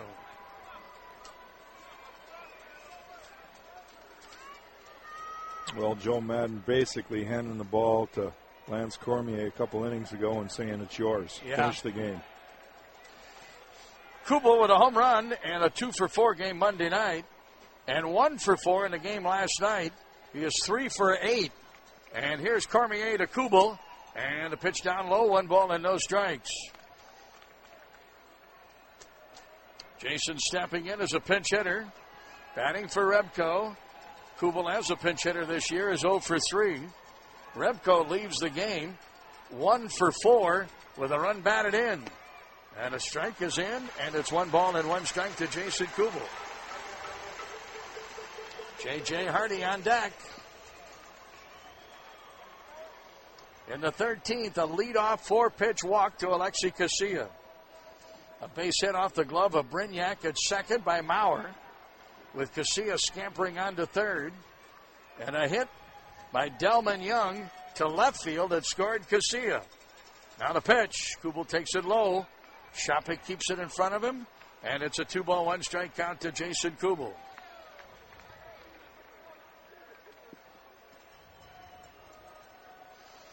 Not quite a 4-hour game as yet. Remember, we had a 16-minute delay with a power failure and didn't get this game underway until 7:26 Eastern Time. Right now we see 11:10 on the clock on the scoreboard. Kubel swings and fouls, and the count is even at 2 balls and 2 strikes. You know, the reason it's taken as long as it has because there's about every body on either lineup that's been in the game, but there's just not a lot of run production. A 1-1 ball game. 2-1, excuse me. Twins are leading. They have 10 hits on the board. The Rays, through 12 innings of batting, have only 5 hits, 4 doubles, and 1 single. Kubel bats, 2 balls, 2 strikes. And the pitch. Ground ball right side. Charging in Brignac, playing in right field. Throws on to first, and they get Kubel. The shift was on for Kubel. A 4-3 scoring play retires Kubel, but the Twins come up with a run on 2 hits, leaving 2. We go to the home half of the 13th inning, and the Twins are leading 2-1 on your home for Twins baseball. Member FDIC. This is the Treasure Island Baseball Network. Well, we just saw excerpts from Rudy, Rocky, Animal House, Hoosiers. They had it all. Oh, boy, they had all of them on there. The pep talk speeches. But let's see if Matty Guerrero can quiet those that are still left here as the Rays come to bat in the bottom of the 13th inning. And the leadoff batter is going to be Ben Zobrist. 2-1, the Twins are leading. And here's Matty Guerrero's first pitch to Zobrist. It's wide. 1 ball and no strikes. 2 runs, 10 hits for the Twins. 1 run, 5 hits for the Rays. Zobrist has 1 of the 5. And the pitch. Just off the outside corner. 2-0. Matty Guerrero in his second inning of relief. In the first of the 12th, he retired Upton, Brignac, and Bartlett. 1, 2, 3. The pitch to Zobrist and a line shot. Caught by Kadire at first. Shoot top catch by Kadire. And a hard hit ball by Zobrist. There's 1 away. Good play by Michael Kadire, hugging that line, Jack, making sure the ball didn't get him by down the line. That would have been a 2-base hit. No, that's Minnesota Twins baseball. That's really everybody baseball. At that point in the game, you've got to protect the line. No doubles. Crawford bats. He steps in. He has 1 of the 5 hits in the game, a double in the 6th inning. And a strike is in. 2 balls and 1 strike. Jose Morales catching now for the Twins. He pinch hit for Butera, and he's catching his second inning. Matt Guerrero works now with a count of 0-1 to Crawford. 1 away, nobody on in the bottom of the 13th. The Twins are leading. Here's a foul out of play, and Guerrero works ahead at 0-2.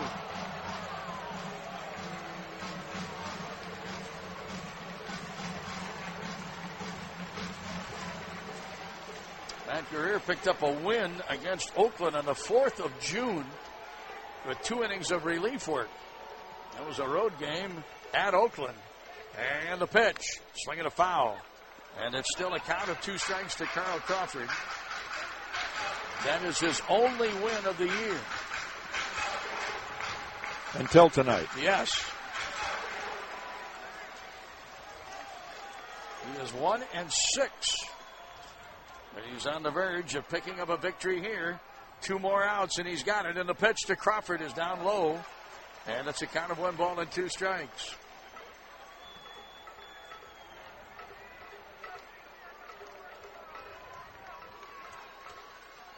Two to 1, the Twins are leading. The Rays are batting in the bottom of the 13th inning with 1 out and nobody on. And here's Guerrero's pitch. It's high and wide. 2 balls and 2 strikes.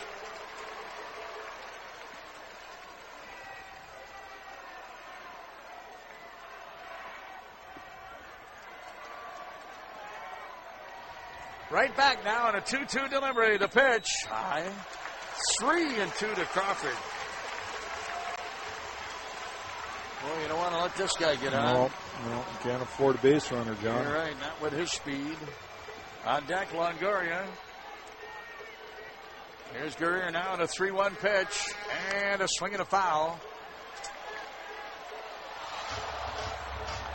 Payoff pitch coming to Carl Crawford at 3 balls and 2 strikes.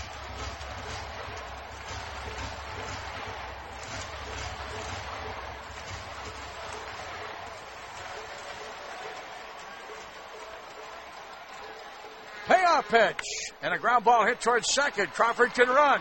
Casillas got it. They get him at first base. Nice play. Kind of a slow 2-hopper to Casillas second. Alexi charging in. And the fleet-footed Crawford out by a step at first base. 2 away. Huge out there. I thought it looked like Casillas bobbled the ball just a little bit, but he was just shifting the ball from his glove hand to his throwing hand and made a good throw there.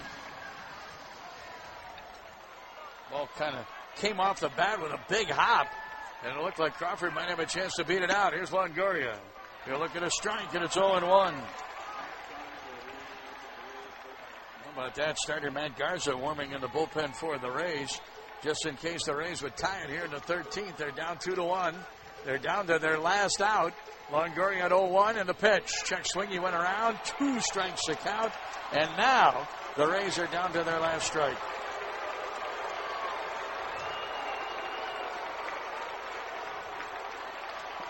Oh, 2 the count, Longoria batting.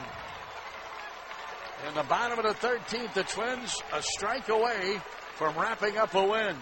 And the pitch. Longoria swings and bounces one to third. Fielded behind the bag by Valencia. Throws across and got him. Twins win the game. Wow, what a victory for the Twins here tonight. 13 innings. 3 hours and 52 minutes of baseball. As the Twins wrap up a win and take their first victory in this series as they defeat the Rays. The final score tonight, the Minnesota Twins winning 2-1 in 13 innings. And the Rays, in the bottom of the 13th, 3 up and 3 down. Boy, how about the Twins relief pitchers? Maharis and Guerrero and Jesse Crane. Well, Jesse Crane didn't have a 1-2-3 inning, but Maharis and Guerrero retired the last 9 batters that they faced in the relief appearances. Maharis had a 1-2-3 11th inning, and Matt Guerrero had 1-2-3 12th and 13th innings. Matty Guerrero picks up the win. Final score, Minnesota 2 and Tampa Bay 1 in 13. Chris Atterbury standing by with an update on the Toyota postgame. Tonight they remain a game and a half back behind the Chicago White Sox. The Sox won their game at Detroit. The Twins win here. And now the Rays fall back into a tie for first in the American League East as the Yankees won today and the Rays dropped this one. So the two teams are tied with identical records of 67 wins and a 40-loss mark. So the Twins with the victory, although they did not have a stolen base tonight, even though the Twins didn't log any high-speed steals. They get the speed they need with Quest High-Speed Internet. Get the speed you need without burning up your wallet. Well, Jack, there are certainly a lot of scenarios to this ball game here tonight that you could talk about. I'm very happy that you touched on Scott Baker with Matt Guerrero to start, because that probably was the main storyline for the Twins in this ball game, but it gets kind of lost in the shuffle when you think about the fact that there were 4 more innings that were played after Baker left the ball game. But you cannot lose sight of what Scott Baker did for the Twins here tonight. No, and John, this is a huge game for Baker to pitch in, too. I mean, we needed this win tonight, and he comes out and, you know, he just did everything right. He kept the ball down. He was ahead in the counts. When he got ahead to critical hitters, he threw breaking balls down in the dirt. You know, he just did everything right tonight, and I'm really proud of the way he pitched tonight. Wanted so hard for him to get that win, and it just didn't work out. But I'm sure everybody in the Twins dugout is going to let him know that it was a great effort. Twins played airless ball tonight, 13 innings of no errors. They didn't make an error in the game, last night. They did have one error in the game on Monday night. So far the Twins have made just one error in this series. They're the leading fielding team in all of baseball. But, there wasn't any real spectacular fielding plays by the Twins tonight, but very steady fielding by Minnesota in this ball game here this evening. Well, both these teams play that kind of baseball. They're good defensive ball clubs. We saw ourselves a really great baseball game. It lasted almost 4 hours, and for a lot of fans it was probably very boring, but it shows the quality of both teams. They're strong in their bullpens. They're strong with their starting pitching. Not a lot of hits, not a lot of runs tonight, but Twins pounded out 10 more hits. So, we're up there in team hitting. All I can say is I'm glad we won this one because these are the hard ones to lose. Yep, that's exactly right. Get your rest. We do have a day game tomorrow. Couple hours, John. And we will be ready to go. Thank you, Jack. Here are the totals for the game tonight. The Tampa Bay Rays dropping this one 2-1. The Rays now 8-2 on their homestand. They have one game left with the Twins tomorrow. Kevin Slowey is going to pitch against Wade Davis. And, of course, it will be an early start. 12:10 Central Eastern Time and 11:10 Central Time for the first pitch. With the Twins winning, they are now 60-48. They finally get that elusive 60th victory, and they are 12 games over 500. Remain a game and a half behind the White Sox in the American League Central. Twins 27-28 on the road, 6-3 in extra inning games, 18-16 in one-run games, and the Twins now in games against the Eastern Division. They are 13-18. They have 5 games remaining against the East. The game tomorrow against the Rays, and then 4 games at the end of the regular season against the Toronto Blue Jays. So the Twins now 13-18 against the Eastern Division. The Rays with the loss, they are now 67-40, tied with the Yankees for first place in the American League East. 34-22 here at home, and in one-run games they're 18-17. In extra inning games they are 6-4. And the Rays have an outstanding record against the Central Division, 22-9 against the Twins, the Tigers, the White Sox, the Indians, and the Royals. Boy, they've done very nicely against the Central. They lose tonight, though, by a score of 2-1. For the Twins, 2 runs, 10 hits, no errors, 11 left. For the Rays, 1 run, 5 hits, no errors, and 8 left. Eddie Guerrero gets the win. He's 2-6. The loss goes to Lance Cormier. He is 3-3. There were no home runs in the game, just 3 runs scored. The runs batted in for the Twins came from Jason Repko in the second inning with an RBI double and an RBI single by Delman Young in the 13th inning. The only run of the game for the Rays, an RBI single by Dan Johnson. That came in the bottom of the 9th inning. Guerrero the winner, Cormier the loser. The attendance, 19,172, and the game was played in 3 hours and 52 minutes. 3-5-2 was tonight's time of game. Kyle Hammer, our game site engineer tonight for Blackjack Jack Morris, who's filling in for Danny, who's on vacation this week. I'm John Gordon. Stay tuned. There's much more to come on the Download, the Twins post-game show brought to you by Toyota with your host, Chris Atterbury. It follows our game broadcast. Now from Tropicana Field in St. Petersburg, Florida, final score of tonight's game in 13 innings. The Minnesota Twins 2, the Tampa Bay Rays 1. So long, everybody, on your home for Minnesota Twins baseball.